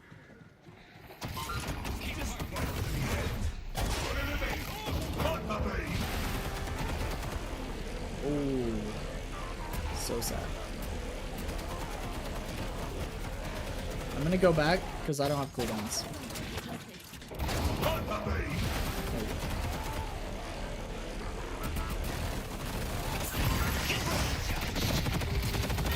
Nice try. The Baroness awaits. You were playing Bebop like a frontline where you need to play him like a pick hero. Like in that Rift fight, you need to just be in and out constantly. The most annoying Bebop players to play against are the ones that know how to disengage really quickly. Veilwalker Bebop is kind of scary. Oh, for real. Veilwalker's horrifying.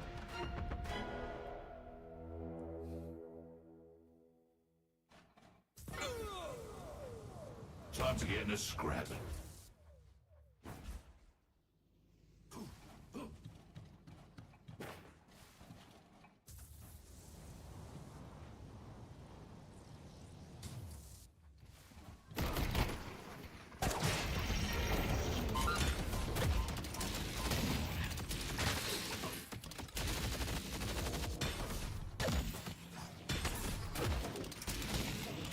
Veilwalker always jump scares me when anyone has it. Yeah, it's terrifying. My least favorite thing is Mon Crow with Veilwalker. That is a freaking horror game. I'm used to trying to constantly be dealing damage. You need to change that up on Bebop and team fights. Yeah, unless you're building Gun Bop. If you're playing pure Spirit Bop, then yeah, you're gonna play in and out fights like the whole time.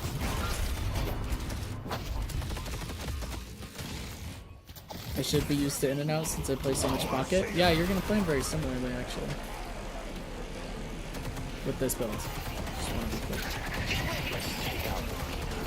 Nice freaking ult, Alice.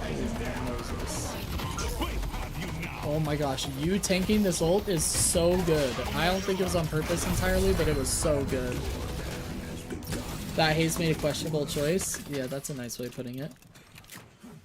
I swear the amount of Bebops I can just eat up because they're running in as a hero with no movement is ridiculous. You really need to be in and out in safe locations.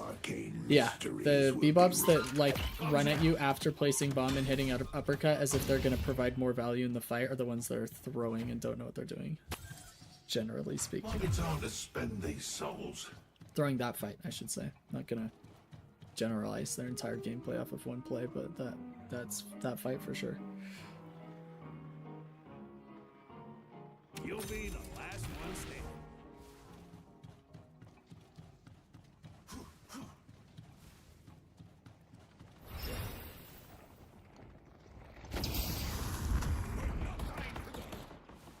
You can slide and break boxes without breaking your invisibility. You could have done that on the minion or on the boxes under bridge.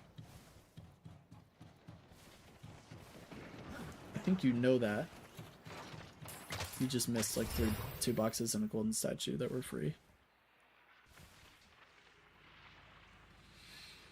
By the way, if you're planning to do my VOD after this, I won't be here since it's almost midnight and I'm going to go to bed. That's okay, Shelly. Sorry I missed you today. We'll have to catch you the next time I'm streaming. Hopefully we'll be on next week and we can catch you then.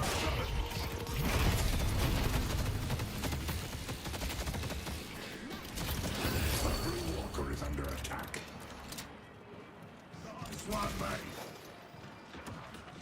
Was worried about getting railed by Monina. I mean, you slid like 1 inch to the left of the boxes is all. That's all I'm saying. Like, just slide into the boxes. It wouldn't change anything.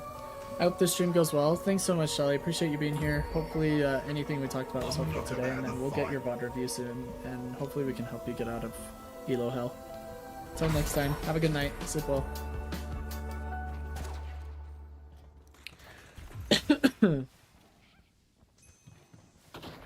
Alright, well this rift went much smoother than the last one, wouldn't you say?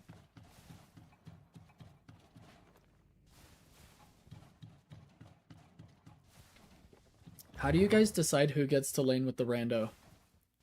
If you guys are 3-stacked almost every single time I see you. Like, why did Crab Shack get sent into the other lane, huh? I always lane with Alice? Oh, okay, that's how. Crab Shack's always the loner. Crab Shack, I'll be your duo. We'll show those other two how it's done.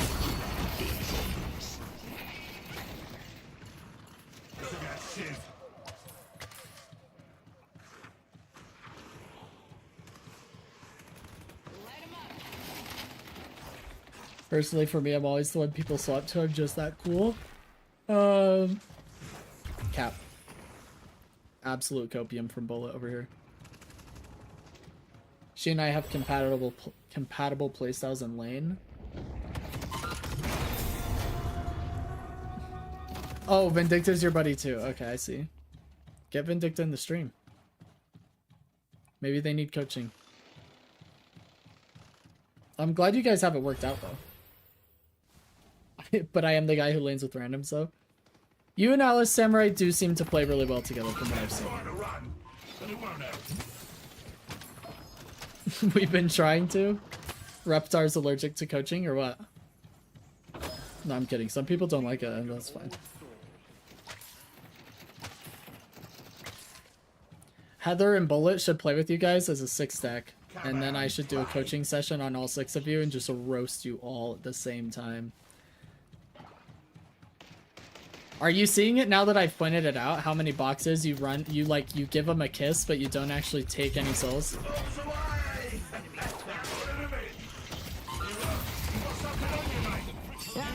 Yeah.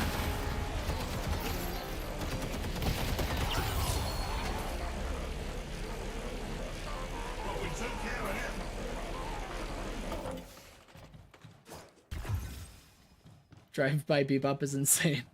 Oh, that's funny.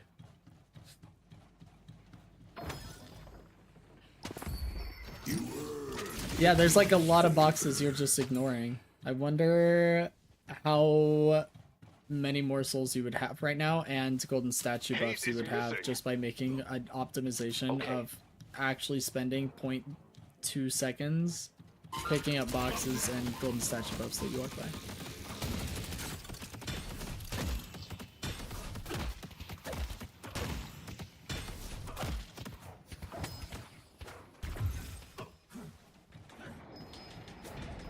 Okay, do you know why I don't like this pathing? I want, this is like pop quiz time. Could there have been a better way for you to get there? This pathing actually isn't terrible. You just skipped a step, but I would have preferred different pathing.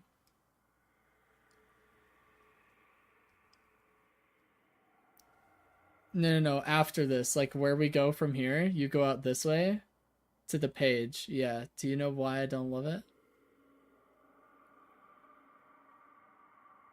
Hello, Mom.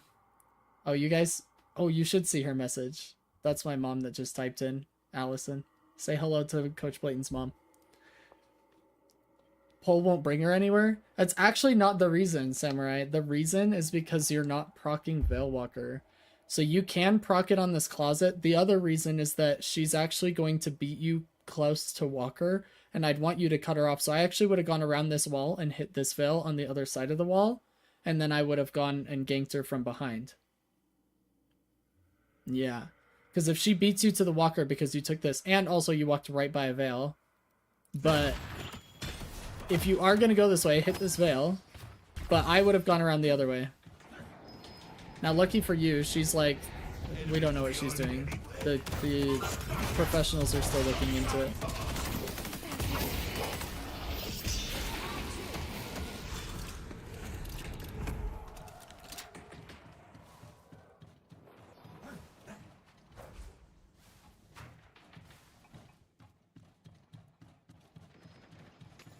I forget that you guys can see messages from other platforms now, like my Twitch viewers, because we got it all working, so I still forget.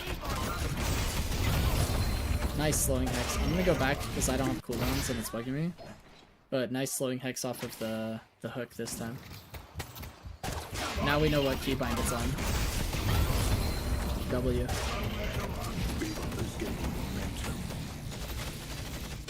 New plan, see a box, slide into a box. Also, just if you're gonna buy Veilwalker, you need to know what pathing is going to be optimal for you. This is not it. You're a psycho for ulting me. Also, page ult not hitting you there is an actual crime. You just got, that was 2 miracles back to back. Somebody clip it, we just saw 2 miracles. Okay, I wouldn't have ulted the haze there because you're gonna lose that fight almost every single time. You're lucky you didn't. But the Bebop ult into Haze ult is definitely a favorable trade for Haze, so I definitely wouldn't have popped ult there. I already knew I was losing that fight and dying. Yeah, I wouldn't waste ult though on it.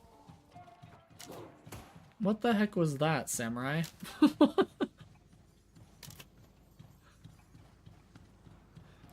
I do like you hovering the veil looking at your cooldown. I like that you're aware of it. I see the vampire. I mean, I think what you did was risk your life for no reason whatsoever. Doesn't build you stacks, doesn't actually do damage to the walker. Oh, that's too funny. Who would leave these lying around? Hey, Heather got a friend request. Nice work, Heather. I approve of that tactic. Alright, just complimented you and you're gonna do me like that? Checking in. I think I was thinking there was a person there. Well, there was a Mina, like, just to the left, but you just threw the bomb on the walker and went out.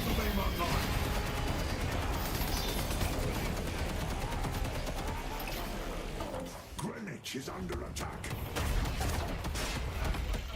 That's insane. You're hooking too quickly. Let her get a little bit further towards the end of that veil before you hook. I mean, it doesn't make a difference, but... It didn't make a difference in that fight, I should say, but it will in the future. Like, that second hook, not necessary. You could have waited. I think you just need to be a little bit more patient with your hooks. A little bit. The only time I want you hooking that quickly is if you're playing gun bebop. Because then you can actually apply so much pressure with your gun. But when you're playing spirit bebop, your utility is all you have. If you hook that quickly, you're just going to be super mega freaking useless for a long time. It's just going to require more skill, so it's going to be harder. You're going to miss more hooks because you're playing better. Or you're playing more intelligently, I should say.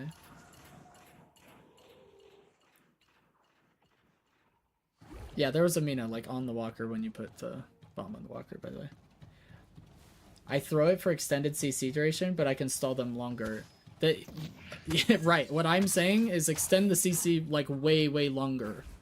So when you're hooking them, the second time, is you're trying to let them get slightly more space before you bring them even closer. You're gonna extend the time in which they're annoyed by you by however much more time you put between the hooks. Does that make sense? If you just hook, combo hook, your CC chain is like, I don't know, let's say it's 2 seconds long, like just for easy numbers. But if you wait for the second hook 1.5 seconds, essentially you are keeping them in the same spot for now effective 3.5 seconds rather than the 2 seconds. Because they're still going to get back to 0.0 no matter how far away they get if you land that second hook, just 1.5 seconds later. Does this make sense, the idea? I guess I'm here for a bit longer because I had to do something that got my energy up. Yay! Shelly's here longer! I mean, I'm not excited. I want you to get a good night's sleep, but I am excited. I'm glad you're here, Shelly. True, gotta stall longer. I worry about them getting too far and missing. That is the risk versus reward, so you have to balance it out. As eventually what you're gonna do, Samurai, the reason I say this is if you watch Lomain play Bebop in the DLNS, you'll see what I mean. Is he basically is waiting for them to use some sort of grand escape ability, and then he uses a skill shot to bring them all the way back, and it basically guarantees a kill. But that's because he's so incredibly good at it that he can risk them getting very, very far away, and he'll get them back to his team. You just have to learn how far you can let them go before you run out of skill, and then you improve. So, like, you get better and better at it. Does this make sense what I'm trying to say? Like, eventually it's going to be to a point where you're so good at it and so consistent at it that they literally can't get away. They're going to pocket cloak across the map, and you're going to time the hook properly to bring him all the way back. And then you're going to have an effective, like, 9-second CC duration of him being in, like, basically the same spot. Because you waited so long and let them use so much stamina, and then you just brought them back. But if you just insta-hook back, you're reducing that time that they're going to be in the same spot. Hopefully this makes sense. I mean, maybe I'm not wording it very well, but hopefully it's kind of getting across. Good. Don't worry about it. I will get a good night's sleep with the weather just having cooled down and giving me rain sounds to sleep to. Oh, that's awesome. Sleeping with it raining is fantastic. Although I will say, this is so totally random, you bring this up and I just thought about this, but I don't know if you guys, like have been boating very much, but for me, I love the rain. But when I'm boating, like if I'm out on the lake or whatever on a boat and it rains, that stresses me out. I don't know what it is. That's actually so tragic. That was so close. But when I'm boating, dude, it stresses me out to be on the water with rain. I don't know why.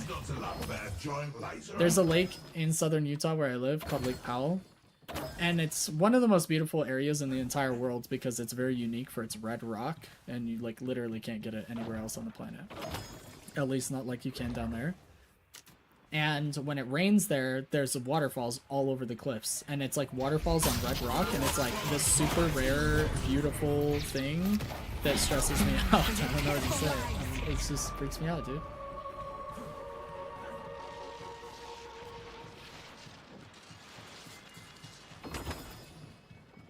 I live close to the whole gang. Do you guys all live around this area?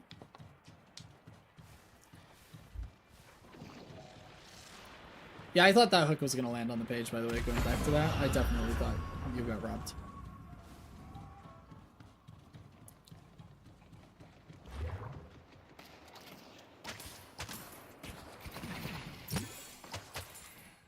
I live like 5,000 kilometers away, so... Shelly just said kilometers. Unbelievable. Who uses kilometers? Am I right? Where are my Americans? Make fun of Shelly really quick. Unbelievable. Alice says Texas for now, and Samurai said they're in Arizona. Yeah, Arizona's close. We got a bunch of family that live in Arizona. My wife has a bunch of family that lives in Arizona, and then I've got aunts and uncles and cousins that live in Arizona.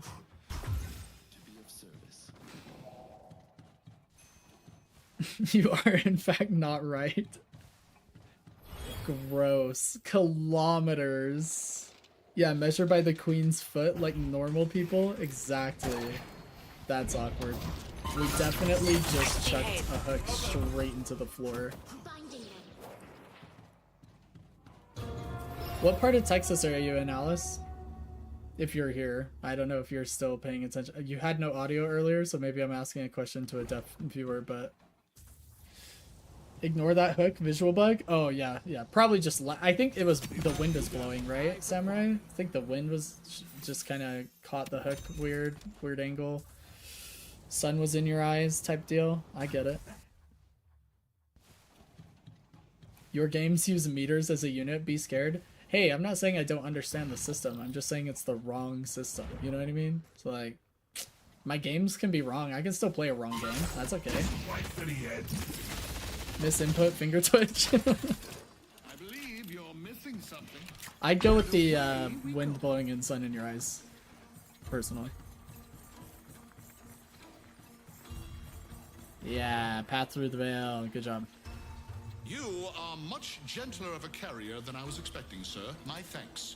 But you know what? I never really thought about it until right now, but Veilwalker might teach more about map design than any other item in the game. Maybe Magic Carpet. me saying so, your craftsmanship is... I've mispressed Unstoppable recently. You know, I mean, I mispressed ult and lost the game off of it. On page. It only happened once that I can remember. But we've all had those moments.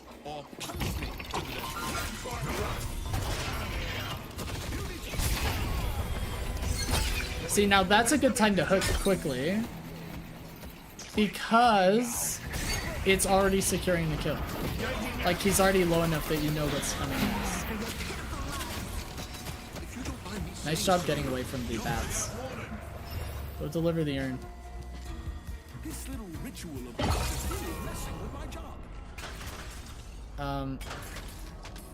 Alright. Deliver their urn, I guess, because we're not securing orbs. Unbelievable. I mispressed E-shift the other day and almost let a guy get out. That was tragic too. I see krill.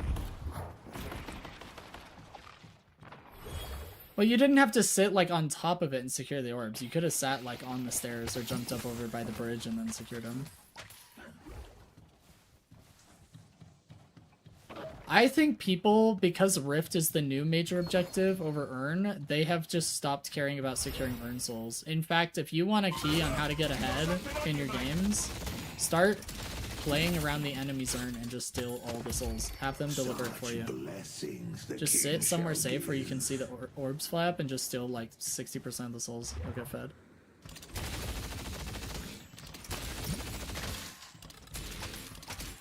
Yeah, people do ignore the urn, so we just take calculated risks on not securing the souls. But I wouldn't do that.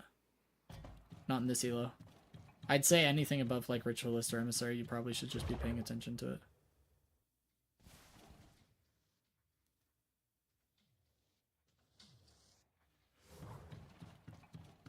Hey, free souls. I've literally been able to just waltz in and light melee all the orbs without punishment. Yeah. I had a Shiv that the enemy team delivered the orb, and he's like, he stole 90% of it. It's like, what is it? This is in High Ascendant, by the way. Or Low Eternus. I actually can't remember what lobby it was now. I don't think I was with my brother. I think it was one of my lobbies. It actually was weird, because we had like an Eternus 6 and Eternus 2, me, who's like currently High Ascendant or whatever, and then we had like... I don't even know. But the lobby's average elo was like High Ascendant, despite having High Eternus and Mid Eternus players in it. I don't know what was going on. Anyway, yeah, that lobby, even in that lobby, Shiv literally got all the orbs, and I was like, what is actually happening right now? Enemy team just delivered him the whole freaking urn. Pull back. It's 100% like Shelly said. Unless, okay, so the only... No, you get nothing from delivering. It's only the orbs that fly out. 100% of the urn goes up, and 100% of value goes to who confirms it. The only time in which there's sharing, and I haven't tested this a ton, so I can't remember for sure, but if I remember correctly, is if a teammate secures orbs from your delivered urn. There's like something about that to where you can, or maybe it's basically just whatever they end up doing. Or, whatever they end up securing, which is probably it. Awkward. Awkward. Ooh! Will he live? I don't think so. I think he's dead. Oh yeah, you are dead. Okay. This story's starting to get good.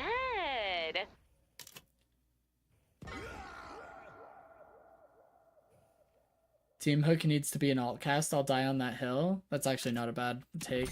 I never really thought about it. Veilwalker tech, I tell you.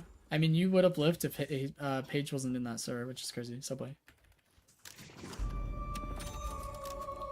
I mean, overall, I feel like you didn't play the fight too poorly, but I think you should have just uppercut Alice into a wall so she didn't actually go that far, and then it resets your hook, doesn't it? Or do you have to uppercut an enemy? I thought if you uppercutted anybody on hero hit. Yeah, I think... Okay, sorry, just going back really quick.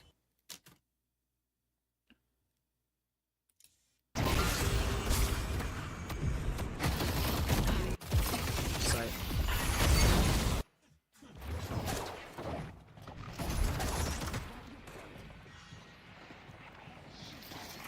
Oh, you didn't have uppercut. Never mind, your excuse. Although I would have just waited for it. Like right here, I would have just uppercut Alice into this wall so it doesn't actually impact her gameplay, and then you would have reset.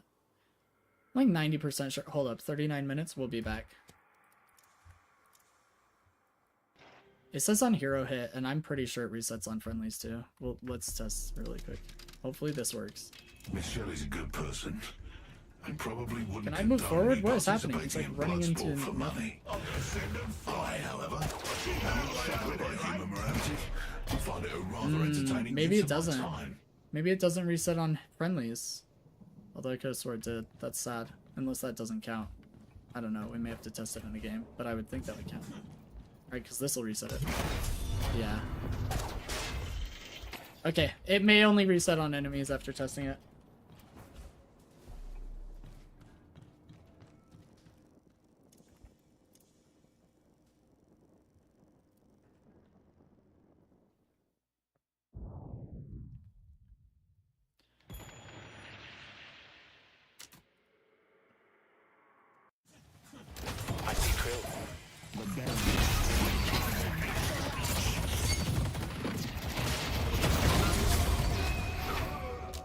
Nice work.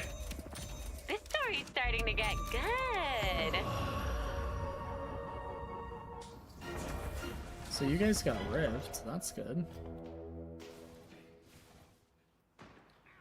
Alright, till next time, Shelly. Have a good night. You can try to run, but it won't help. As it should, would be kind of dumb to work on allies. It's already a nasty upgrade. Agreed.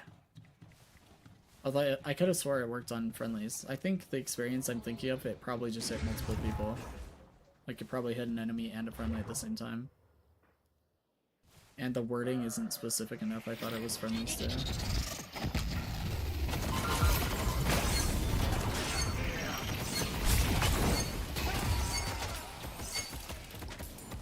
This is only the beginning. Okay, when you're playing Witchmail Bebop, you've got to be paying attention to your cooldowns, because I don't think you recognize that your abilities came back up. You could have done a whole lot more in that fight. Just be very aware of how Witchmail can affect you. Because it reset abilities like mad crazy just now, and I don't think you realized it. I don't even think you were ready for it, to be honest. I don't think your brain was telling you, like, yo, I'm about to be hit by a bunch of damage and Witchmail's gonna go crazy here. Yeah, that sound audio cue you were hearing, that was Witchmail. In a few seconds, it will be over. Oh.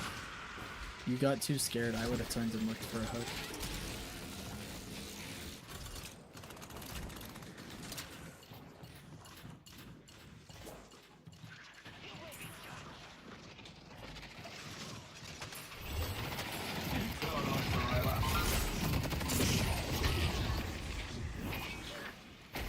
If you think this is impressive, wait until I get going. Shiv sows chaos amongst the gods. Take him down!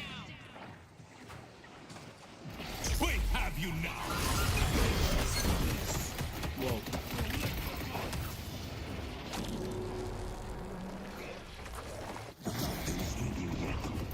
Light is running hot.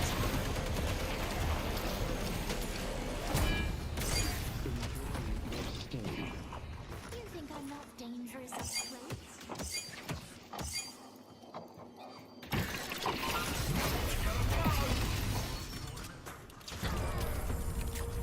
Don't tangle with me.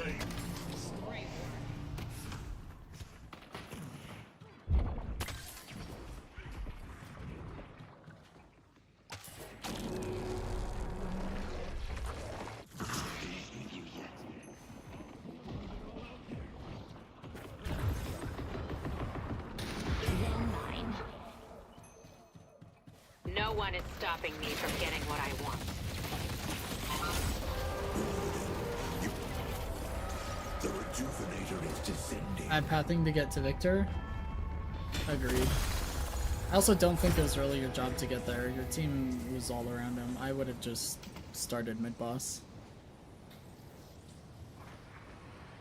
I would have just been like, yo, Warden, let's start mid-boss. Team has Victor. On up there, Bebop. That's all. That's the only change I would have made.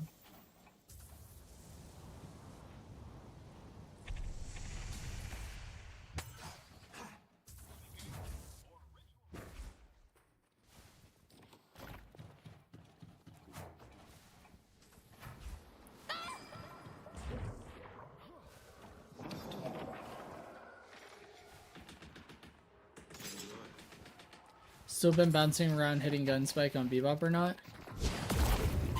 I mean, a second hook is just completely unnecessary because she's about to get caged, by the way. Just a common theme. I play Gun Bebop, I don't play Bomb Bebop, so like it's hard for me to say for Spirit Bebop. I would probably get it, personally. Like, I just think Headhunter plus like slowing bullets or something would just be really high value for you, but that's just my opinion.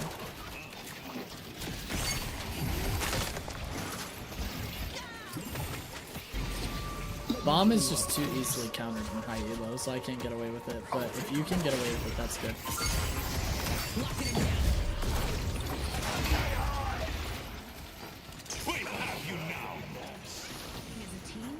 test the Spirit Shredder.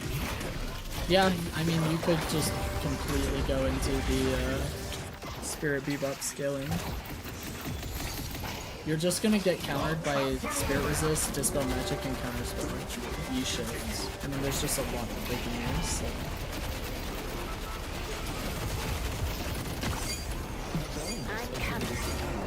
Yeah, Hayes got hit from big time.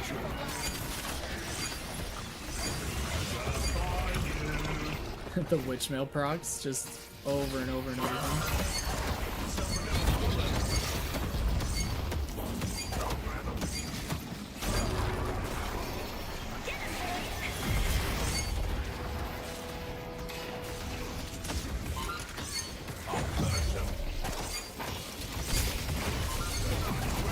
Good game. Nice work. GG. Okay.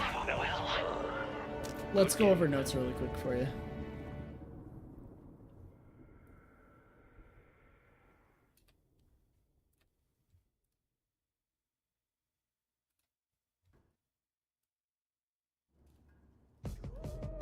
Oh, this is bloody great.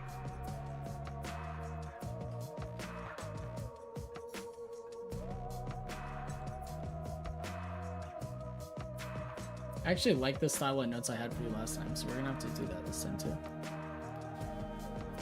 Maybe I should just implement it in perpetuity here. Okay. So these are your notes from last time. And I feel like there's a few things from here that we do need to continue implementing or continue improving on because they were not fully implemented in this last game. Yeah, bridge buffs in particular. We just need to understand that being at bridge buffs, there's nothing more important happening at 5 minutes than the bridge buffs. You guys don't need to worry about the clearing the wave. You can be a little late to it. The bridge buff is more important. I think this is a minimap and clock issue, but I don't know for sure. I actually feel like this entire thing can be brought over here. So far for lane phase, I think the issues were primarily the same. Like, I just want to see you do an early gank if you're playing a pick hero in general. I'd like to see you paying attention to the bridge buffs. All that jazz.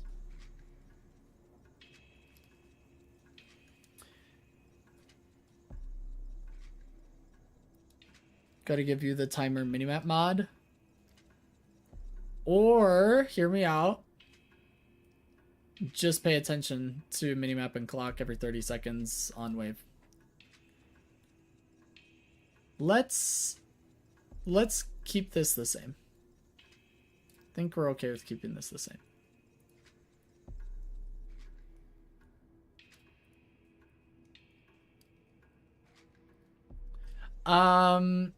Okay. The next thing is going to be about items. Oh, actually, hold up. Next thing is going to be about items.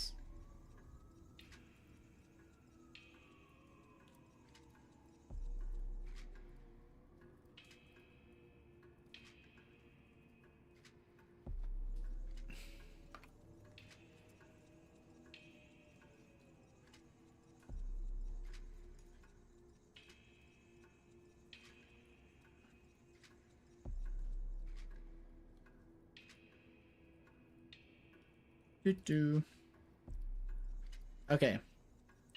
When it comes to item utilization, we need to really think about and implement ways to get 110% out of each item we're buying. Okay? What this looks like, let me do this. There we go. Now I feel better.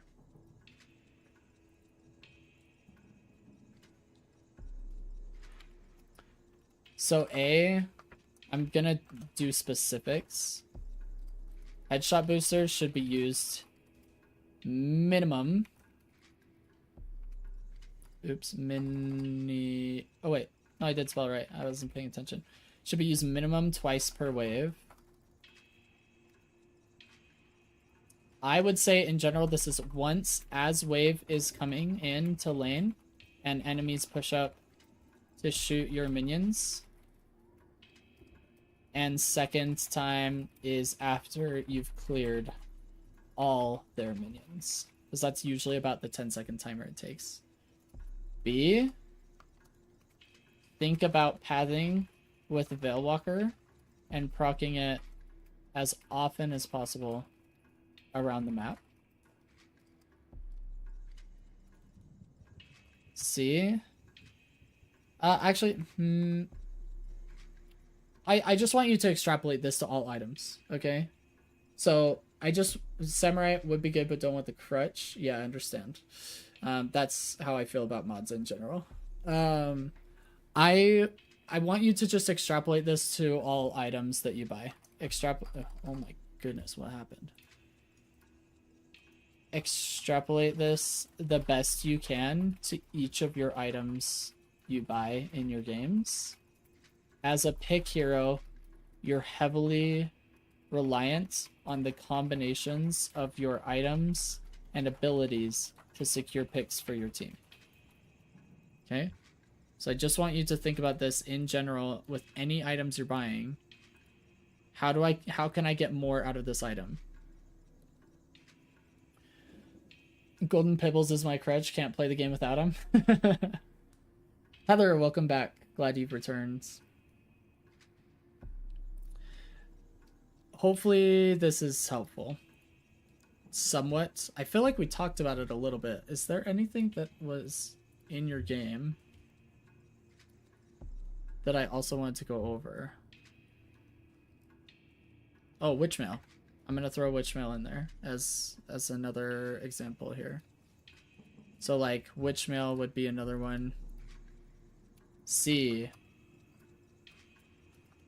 Pay attention to Witchmail audio cues and which items are back online for you to utilize again in the fights you're taking.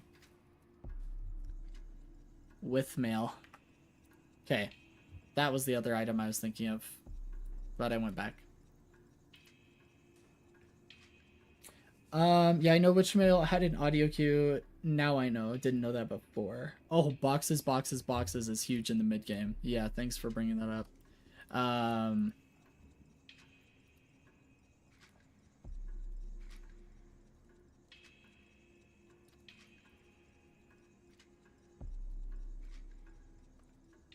Mid to late game. These are going to be a combination of things. So one of the micro things that we've talked about that I want to put in your notes is the hooks. So first, when it comes to hooks, try to extend the amount of time you've kept them in a in a relative space as long as possible. I.e., let them use stamina or escape abilities before sending the second hook. And then I just want to keep this in mind. This does risk missing more hooks and more people getting away. Work on this micro. Okay, we talked about extending the CC duration by doing this. I just want you to focus on it more. Boxes. Be picking up all boxes and statues that you're near, unless you're literally sub 10% HP running for your life. Don't just pass them up. Especially when you're invisible from Veilwalker and have extra sprint speed. Just slide into them really quick.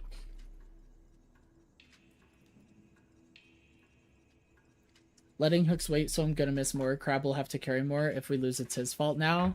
I'm gonna let you guys work that out. Sounds like something you guys could work out. More wall dumbing, Heather says. Exactly. Agreed.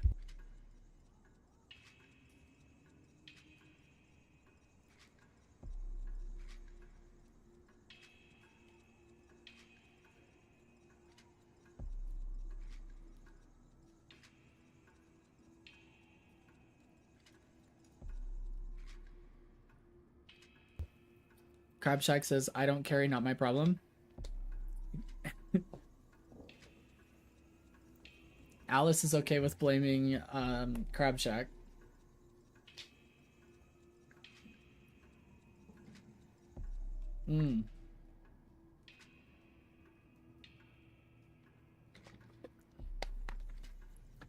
Let's add this in here as Bebop.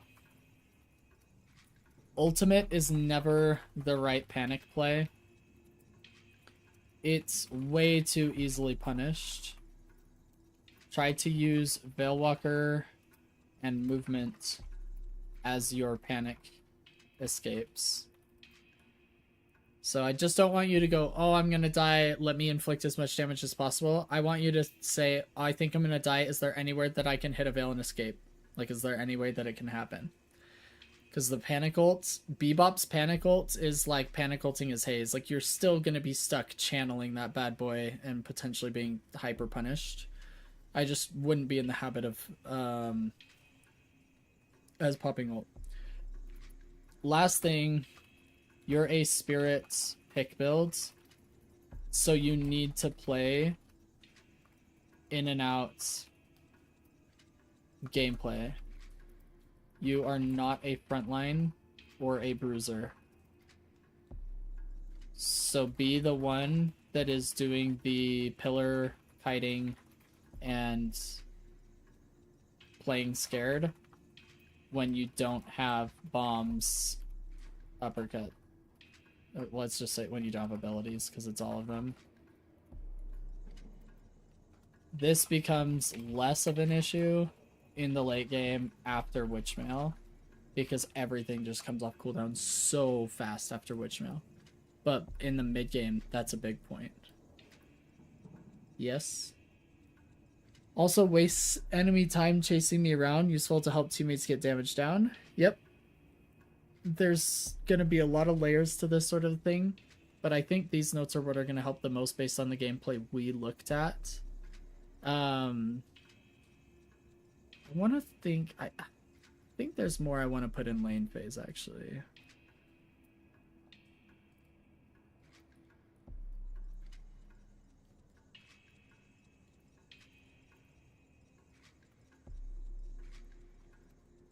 I want you on 2-minute timings with tier 1 camps.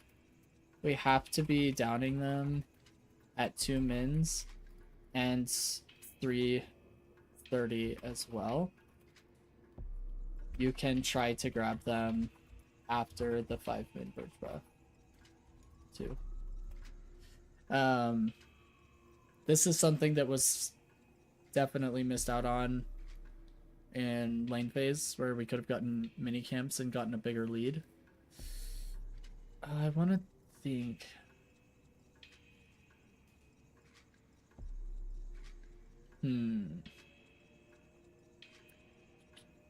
I feel like there was something else in lane phase that I wanted to bring, but I can't remember now.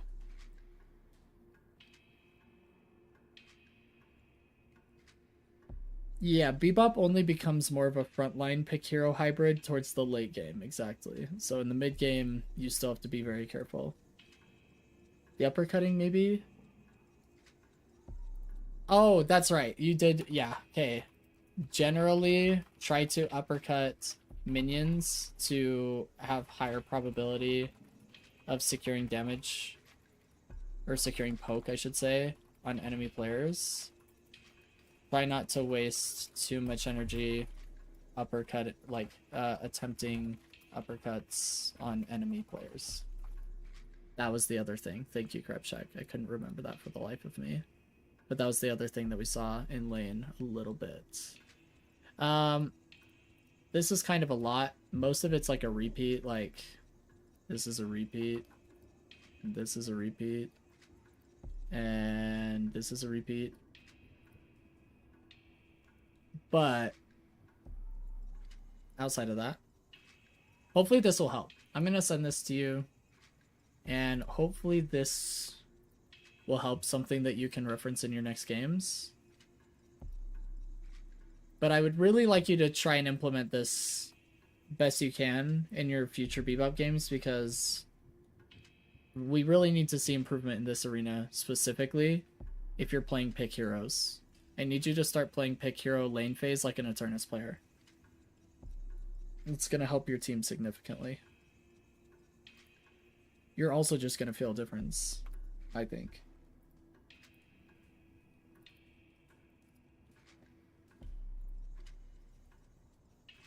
Okay. That feels like it was all of it. Yeah, the uppercut's more on minions instead of enemy. I expected a lot. That's why I asked for whatever you see. Thanks. Yeah, you're welcome. Happy to help. Hopefully it does help. Hopefully you see some improvements. Let me know if you don't. Like, let me know if that, like, some of the coaching doesn't feel like it's sitting right. Like, something else seems to be wrong. Or let me know if, just whatever, if we need to do another VOD review. But based on the VOD you sent, those things seem to be impacting your gameplay the most. Especially comparing it to the last VOD review we did. Like the first coaching session.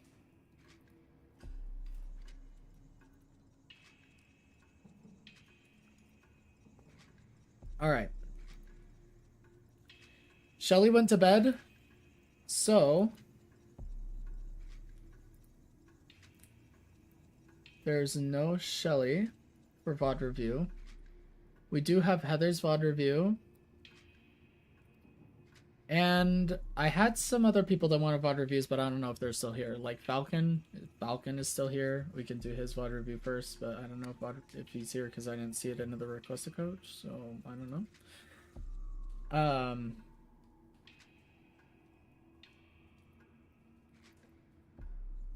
I guess what we should do is probably just send Heather's VOD review. And it's basically the after of the before and after on coaching.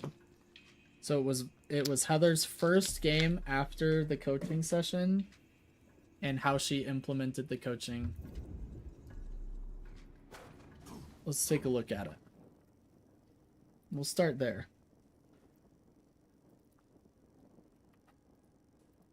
So is this like movie night now, Heather? I'm not going to be doing a whole lot of coaching. It's more just admiring your gameplay. It's admiring how the coaching is affecting you.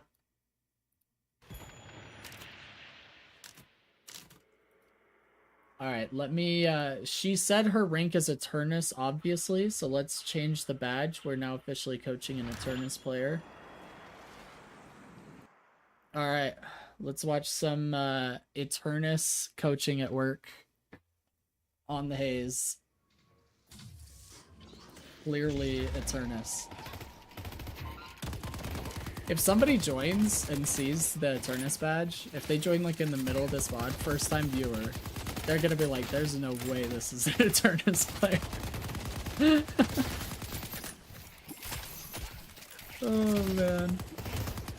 So Eternus. Honestly, it looks like me. I was like, wait a second, is that me playing Haze? I have my orders.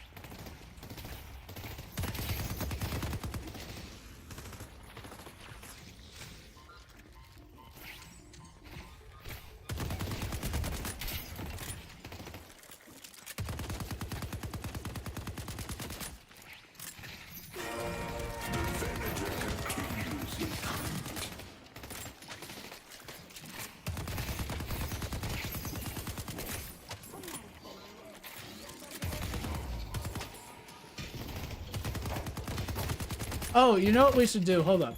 Here's what we should do. 1 second. What we really need to do is look at Heather's coaching at her notes and do a compare and contrast. Everybody can do movie night. Okay? These were Heather's notes, yes?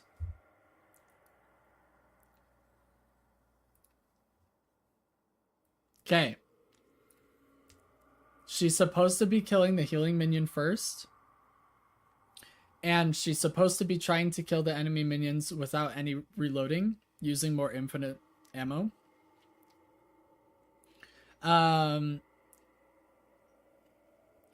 ultimate at least one time in lane phase was more for Dynamo, right? But that's okay.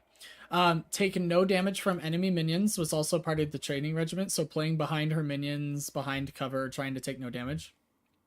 Okay, so we're looking at how she's implementing this. Laning, we're focusing enemy minions first, but don't take damage from them. Play behind your minions. Try not to reload if a minion is about to die. Top priority in lane is securing and denying orbs. Use infinite sliding in lane. Put into practice what you're using in training regiment. In the mid game, when it comes to builds, I want you to know which item comes next so you know what to buy. We went over spikes. We spent like a lot of time talking about power spikes, and we even annotated her builds so she knew which items were spikes, so she knew when she was like strongest for fights. And this is also going to help her spend souls so that she's not like constantly sitting on 9k souls or whatever. And then we also need her to use items that she buys because she bought Echo Shard and didn't use it a single time over the entire course of the game. Okay, now that we know the notes, let us watch the VOD with that in mind.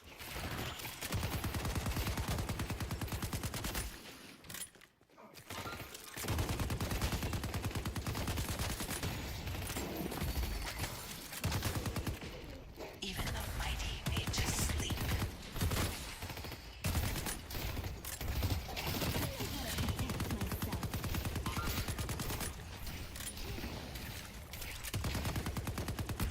Oh, look, healing minion. Yep.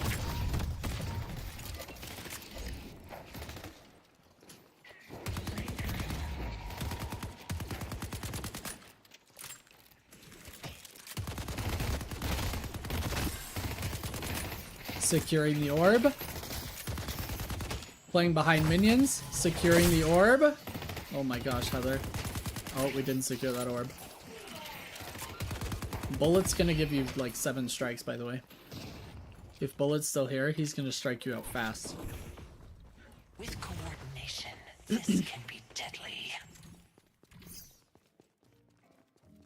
You have a good eye.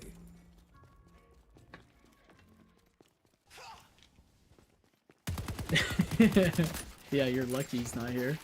Uh-oh. Uh-oh. Dang it, he is here. We're on what strike now? There are no strikes for anybody other than Bullet, actually, I think is how it works.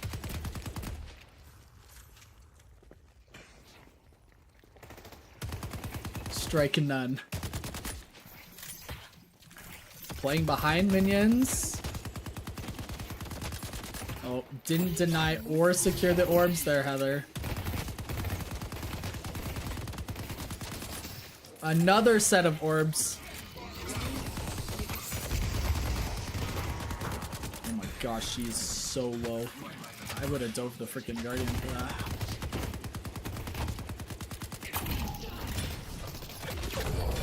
You're crazy, I love it. Nothing to me.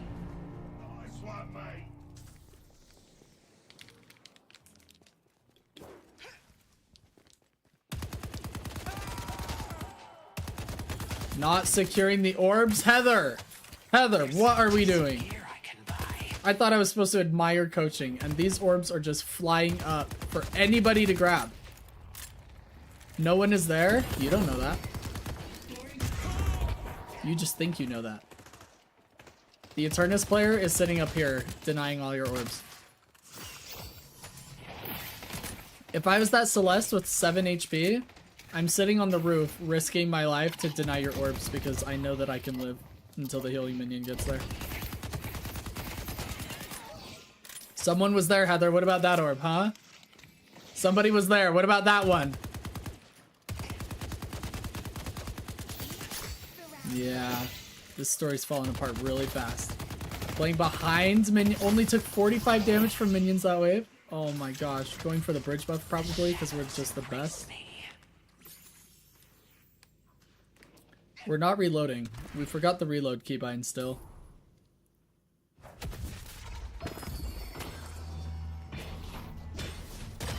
You almost lost the bridge buff over 2 boxes and a golden statue. Heather. She probably thought nobody was there, you guys. She was probably like, Coach Blayton, there's nobody there though, guys. Coach, there was nobody there, Coach. But then he was there all of a sudden. Oh my gosh. No one will bar my path. Oh my goodness. Is Bullet in this game? No, Bullet's not here? Okay. Good night.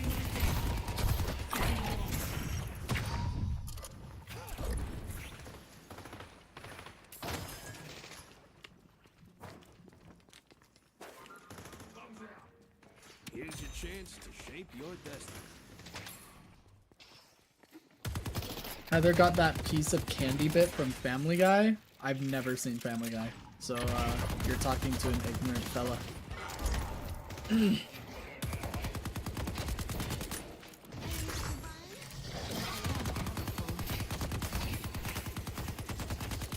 Bullet, were you like spectating this in Discord or something? Did you watch this game?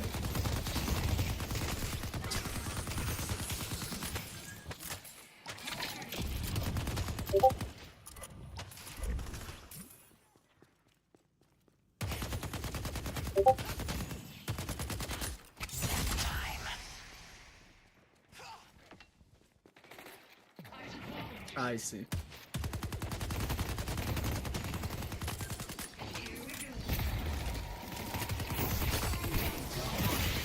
Okay, we'll take a look at it in a minute, Bullet.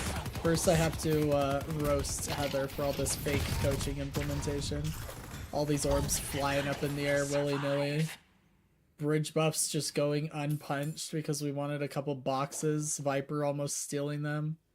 One bullet in the clip, not pressing the keybind for reload. Oh my gosh. Unbelievable. You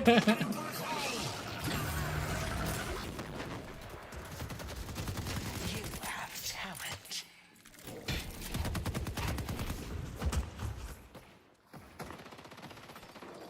I start reloading later. Yeah, well, we'll see. I like how this bridge buff has been up for 2.5 minutes. Man, I love Initiate. It's fantastic. I mean, Eternus, obviously. Where I wish.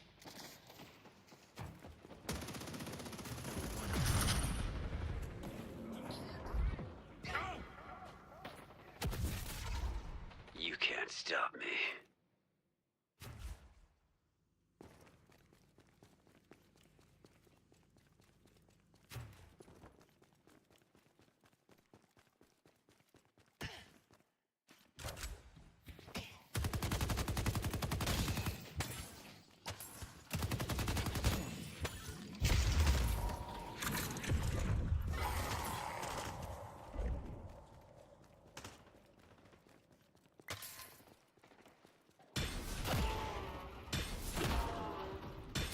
Okay, stilling the sinners. Your mind and spirit will be reforged.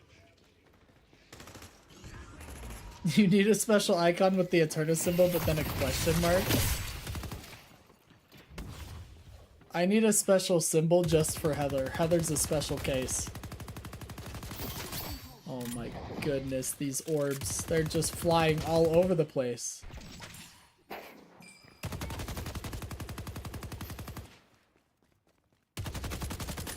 hit as many as I can. Pretty sure Celeste just ulted the ground, by the way. Look at all those orbs! Oh my goodness. Wait, we have dagger?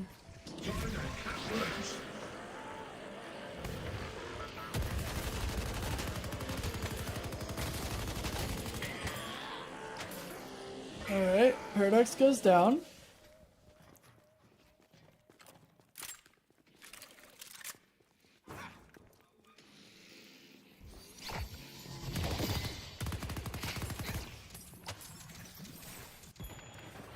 Sorry, I didn't mean to click pause. I meant to click on this. We actually use Echo Shard. What a beautiful thing. Alright. Can't wait to see the rest of this game. I wonder what's spawning right now on the bridges. There's a name for those, I think. There's a name for those, I think. A casting buff, by the way, after she just hit 4.8k Spirit Spike. Imagine how helpful that would be. Oh, wait a second. Wait a second. Oh, bridge buff, baby. Alright. Imagine getting buff. Couldn't be me. The professor fights with conviction. Heather, we need to do a live coaching session sometime, not a VOD review. That way I can yell at you every single time an orb is flying up. And I guarantee you by the end of that lane phase, you will never forget, ever, to secure an orb. The job's done. If I'm backseating you on the really, really annoying garbage, it'll force you to remember. I need to do it with Bullet too. Bullet, we need to do a live coaching session as well, so I can yell at you. Why aren't you sliding? There's actually, okay, I thought about implementing this. I think I've talked about it in the past, but I thought about implementing this because I saw another coach do it on a different game, and I thought it was hilariously genius. But he basically used like the Pavlov's dog thing. Do you guys know what I'm talking about? Anyway, basically, it's the dog that they would ring a bell every time they fed the dogs, and then eventually when you ring the bell, the dogs just freak out because they think they're getting fed. Yeah. So basically, it's that, but with a really, really annoying sound, like a beep, every time you're not doing the thing that you should be doing, that you know you should be doing, and then I stop doing the beep when you do it. So basically, any time that Bullet should be sliding and isn't infinite sliding, I'll do a beep or whatever. And then over the course of the game, he'll learn, like, if I don't want to hear this really annoying beep in my ear, I'm gonna have to learn how to infinite slide on the wave. Or like every time an orb goes up in the air, I do like this annoying beep. We should ult her, by the way. She dies here if you ult her. See? Oh my gosh. Yeah, I talked about it like months ago, but then I never really put any energy into like actually figuring out a way to correctly implement it. But I think it would be a very effective live coaching method, because this coach does live coaching on the game that they play, and most coaches in Deadlock don't do live coaching, to my knowledge. Almost everything is VOD reviews, so it would be kind of unique to our stream, but I think it would be really helpful, because a lot of the times you get a VOD review and you get a bunch of notes that are going to be very, very helpful if you implement all of them, and then you load up a game and you don't implement all of the notes because it's a lot to take, and because when you're not in the stream receiving a VOD review, you sink back into old habits. But in live coaching, I literally just sit there and yell at you on the things that I know you need to be working on, and then I can, like, kind of ingrain it into you, you know what I mean? We should definitely do a VOD review, or not a VOD review, a live coaching session, Heather, so I can just yell at you the entire game about securing orbs. I bet you by the end of that game, you're gonna start building up some habits that won't go away no matter how many times you try to get it to leave. Your brain is just going to yell at you.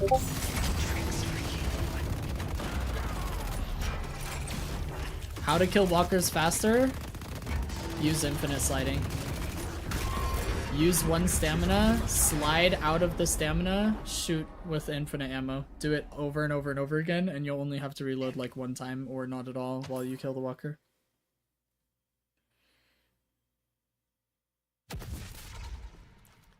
Alright, Heather, you're gonna have to schedule up a live coaching session. You're gonna have to find a time when you can sit on stream in a game, like maybe next week or the week after or whatever, and we should do a live coaching session where I basically apply an annoying amount of pressure on you to start creating these habits that we talk about. Bullet, we should do it with you too. I'll slip through them.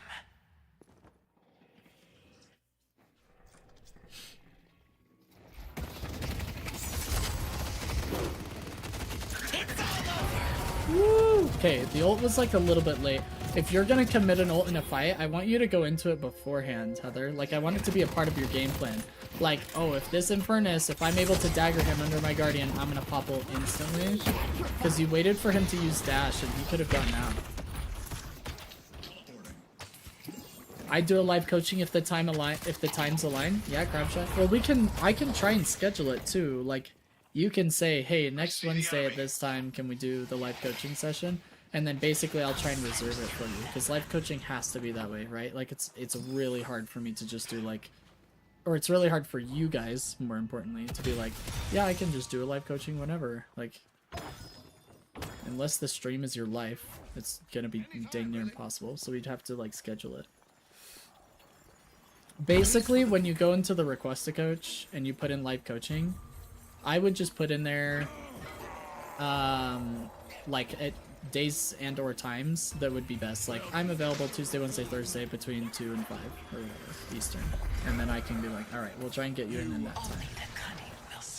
And then if I can't be there or you can't be there, that's fine. We'll just reschedule until it works out. But live coaching can be really beneficial when you're trying to work on really, really specific stuff that just is not happening in your own time. So like, despite the training regimens I give you, despite the games you're playing, despite you trying to implement it and it's just not working, live coaching can be really beneficial in those moments. Actually, now that I'm thinking about it, I probably should have suggested it to Shelly as well, because Shelly says she's been struggling so much with comms. Maybe we should do a live coaching session and I would tell her like what to say and how to say it and see if it would help at all with their comms.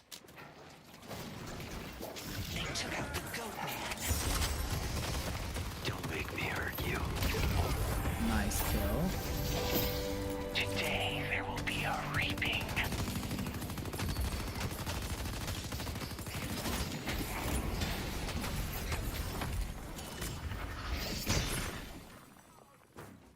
Now they see me.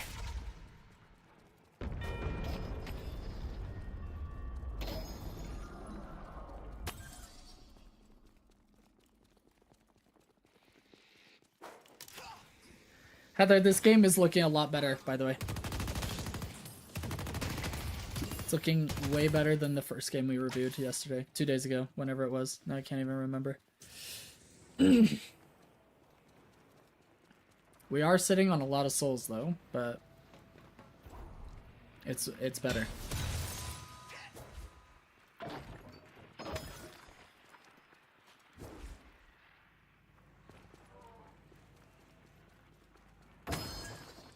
It is a lot to keep track of.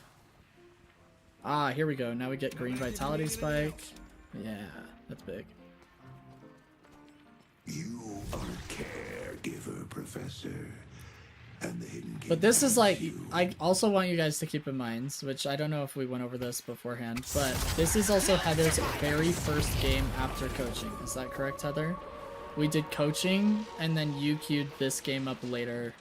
A blue walker is under attack. This is the first game implementing coaching. Imagine her implementing coaching for 49 more games after this, how much better it's gonna get. This is game 1. Hayes, you're doing so good right now. Oh my gosh. They've destroyed our blue walker. I'm not even warmed up yet. Round of applause. Round of applause for Heather. Because I want to kill you, IRL. Oh, that's funny.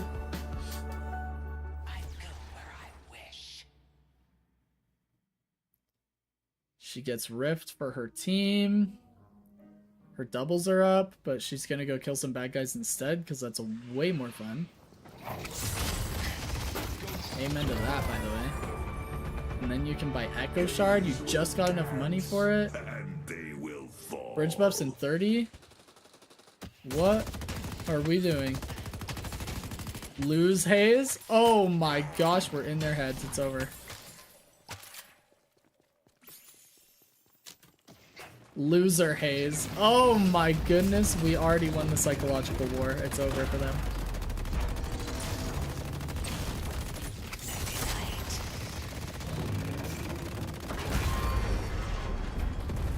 They don't know that Haze has the power of an Eternus coach in her back pocket. You need to go get Bridge Buff and then buy Echo Shard for sure.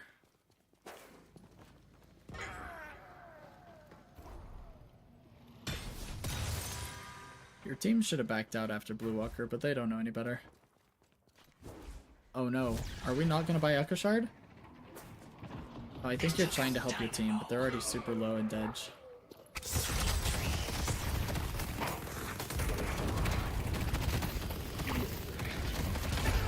Oh my gosh, nice tracking by the way, Heather. That was excellent, micro. Heather's better than me. Yo, Heather, are you available for coaching sometime? I could use some help on my haze, by the way. I'm gonna be doing a silent stream tonight, and I might be playing Deadlock, and I'm just gonna need you to hop in the chat and give me some coaching on haze.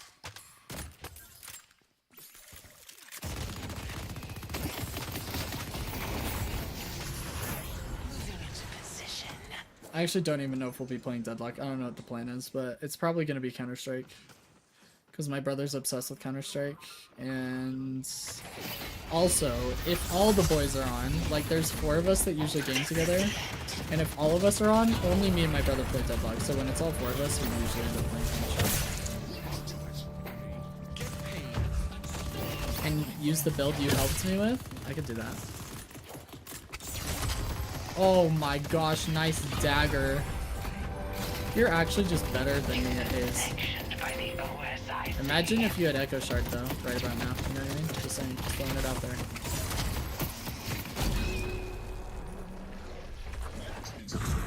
Oh, nice too from your Dynamo. Not bad. Nice use of your 2. I don't know if you did this intentionally, but that was a good use of your 2. Nice freaking work. Oh, you play max dagger and max fixation. Thanks, Professor.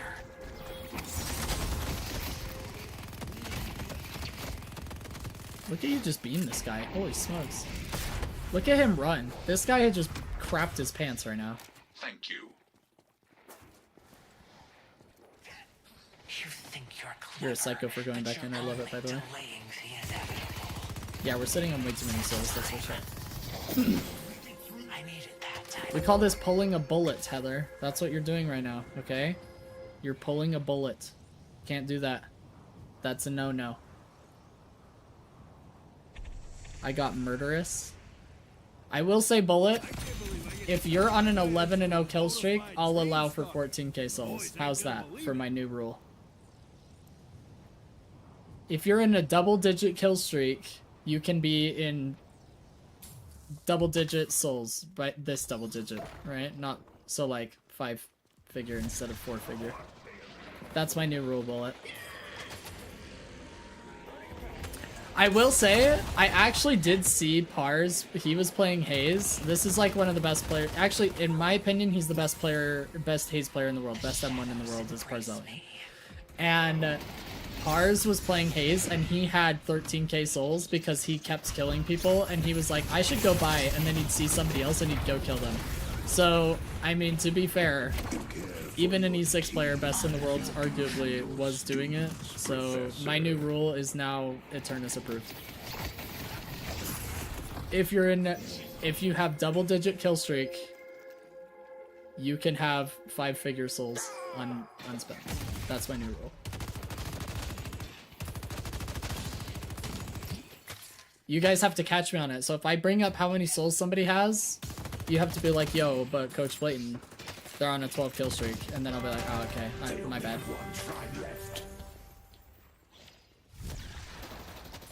I used to be bad at spending, now I have Crab in the back of my head yelling at me to spend. Let's go, Crab Shack. Crab Shack's just a mini Coach Blayton. He's just doing he's been doing the life coaching well before I was, you know? What about just for being cool? That is the rule. If you have double-digit kill streak, that is the being cool. Anything else is not cool. How did you dodge that? Dang, Heather's just playing chess while everybody else is playing checkers. This is crazy work. I freak out if I don't spend my money. Dude, I go to the shop so often, especially during lane phase, that I'll go, oh crap, I don't have enough for this item. I thought I had enough. I'll have like, I need 2,400 and I'll go over with 2,200 and I'll be like, oh shoot, I need 200 more souls. And then I go get 200 more souls and come back to the shop. That's how often I'm trying to spend money. Yeah, Crab Check, I'm the same way. I'm always looking for opportunities to buy. A boon from our patron. Sometimes it's like borderline a detriment. Passage. Reload. Press R. Reload keybind.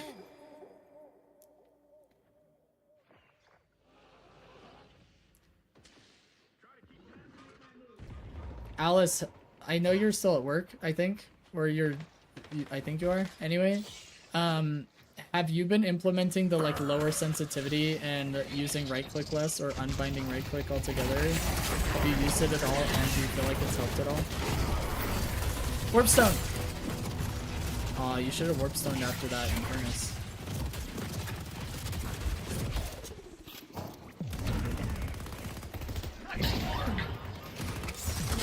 Oh, it's so unlucky.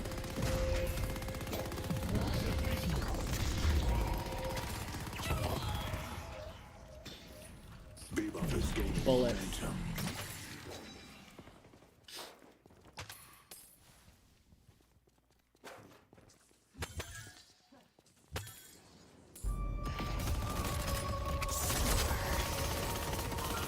I've been saying to use her warp stone the entire time. Yeah. Needs to use that warp stone. Press that bad boy. Alice, you said you unbound yes. I rebound my alt cast to right click now. Do you feel like it has helped?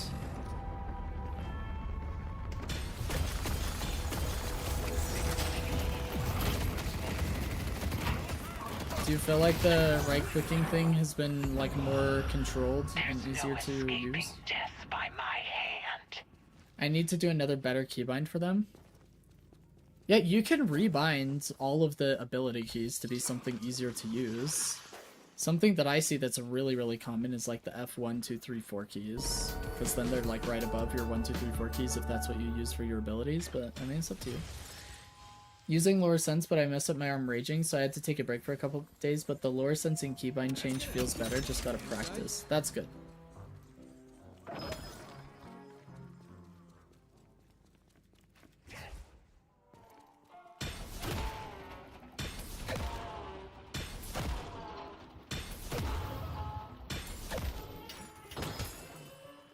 York is under attack.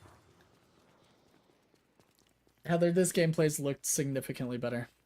After our live coaching session, it's gonna be just completely different world for you. You're never letting an orc go again. Oh my gosh, look at that. The Sandman comes for you all. You're just smurfing at this point, aren't you? Literal smurf. Oh, that's tragic. Wait, do you not have Echo Shard? You have Echo Shard! The Heather. Sandman comes for you all. Echo Shard!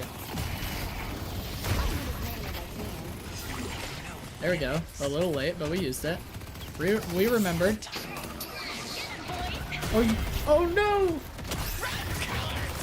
So I'm so bad. I would have gone in there and ulted. Warp Stone! Warp Stone! Yeah! Uh-oh, we're gonna get stunned.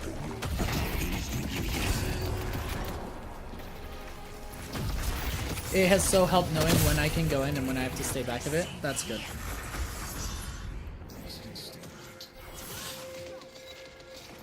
You are a caregiver, Professor. And the Hidden King thanks you.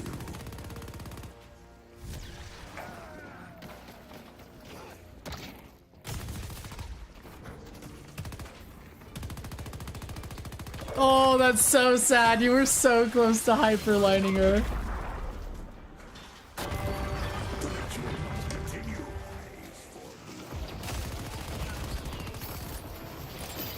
Dagger.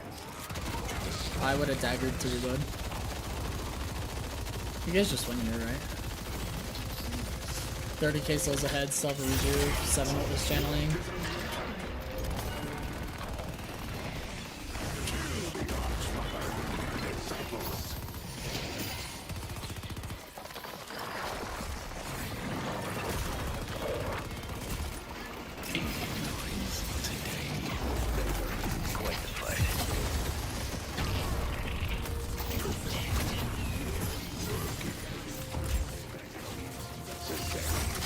Oh, nice try. hell of a fight. What a game, Heather. Round of applause for Heather. W's in the chats. What an excellent game after the coaching session. We definitely need you to just keep implementing your notes and doing the training regimen, and you're gonna see like massive improvement over the next 50 games. That's huge. I mean, we're already seeing an improvement. That was a fantastic game.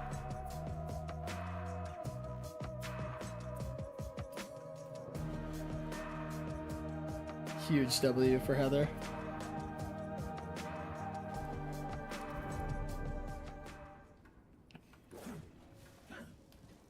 Oh my goodness. I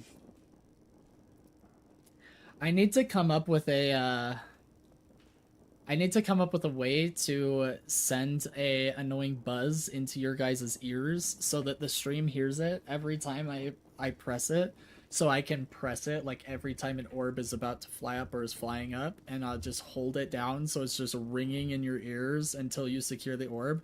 And you're just gonna hear that noise 8 freaking times every single wave, every 30 seconds, until you learn to start shooting orbs. Need soundboards? Yeah, I should probably just get like a virtual soundboard.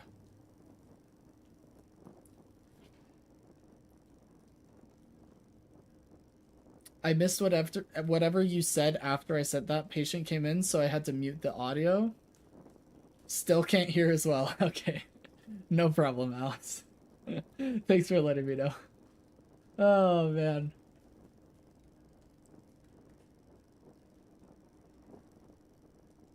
Yeah, I'll need a soundboard, like Heather said, because then I can start implementing that. I think that's one of the largest benefits to live coaching. Like, some people just learn better from live coaching, like just having somebody talk to them while they're gaming, because then it makes it easier for them to go into their next games and start implementing that, because they're just like, oh, I remember when I was doing this and I was in a live coaching session, coach told me to do XYZ.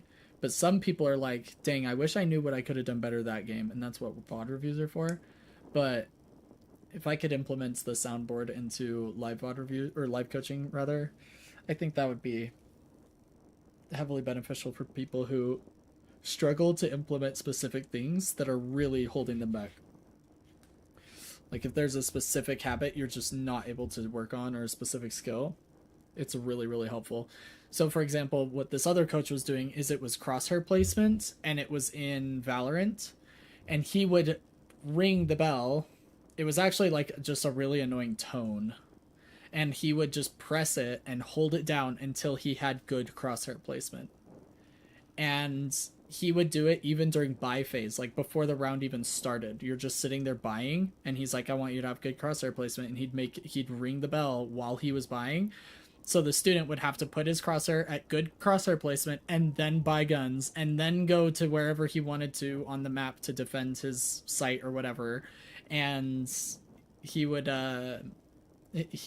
basically do this, and then anytime his crosshair was in a bad spot, the tone would come.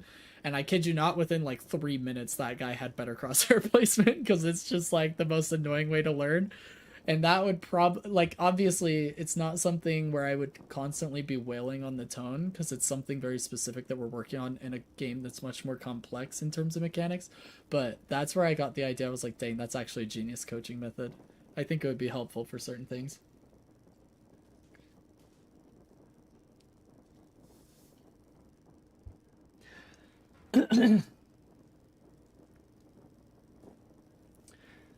Well, hopefully I'm streaming next week. Hopefully streaming gets more regular, actually, just in general, period, end of sentence. But I hope that streaming next week is back to regular, and then we can do some live coaching next week for some of you guys when you're available.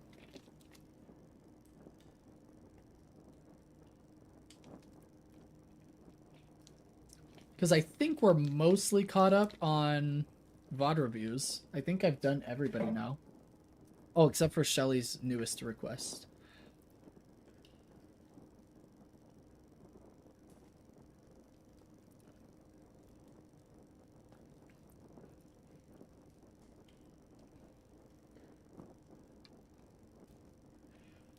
Oh man, you guys. Okay. I don't think I have it in me for another Pro VOD review today. We're probably going to have to do the Yamato Pro VOD review that I found next week, and that will cap off having done a Pro VOD review for every single hero.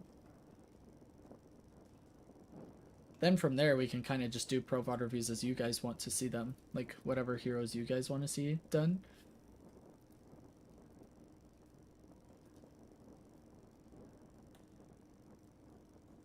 What are we up to right now? Well, we just finished the VOD review for Heather. I don't think I have it in me to do another Pro VOD review right now, so I don't know. We're gonna be ending the stream soon. It's getting to that time of evening. But I will be back on later with a silent stream when I'm gaming with my brother and the boys and whatnot. So you guys can come hang out again later tonight. Probably in about an hour. But yeah.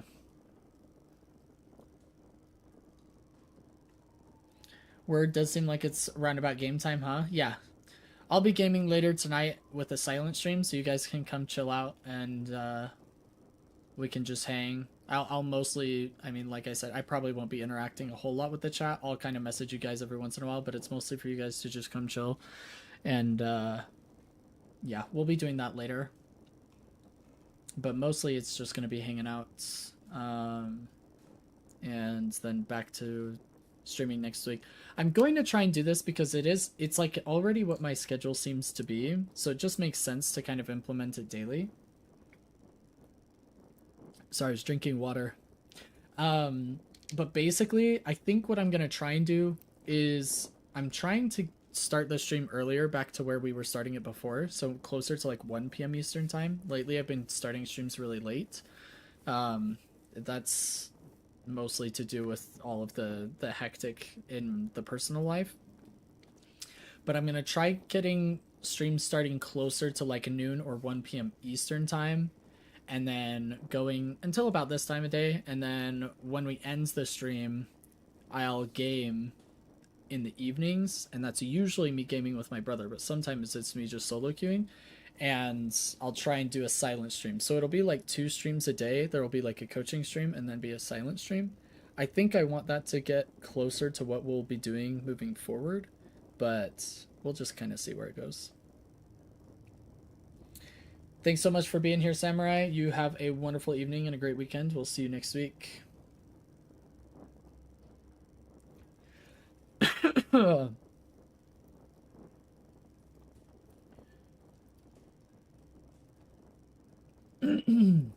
Jeez. It's like not enough water in the world to fix whatever's going on in my throat today.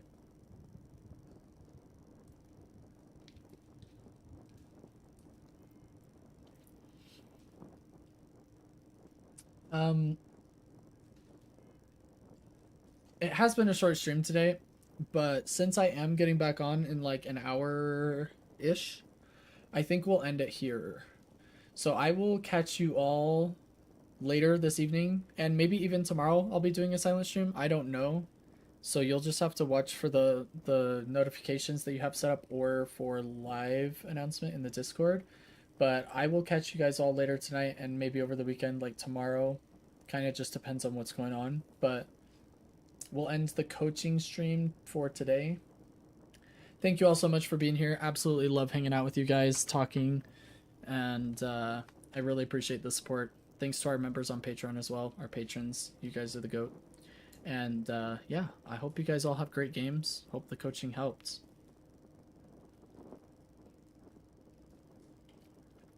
Take it easy, Crab Shack. Thanks for being here. Appreciate you all.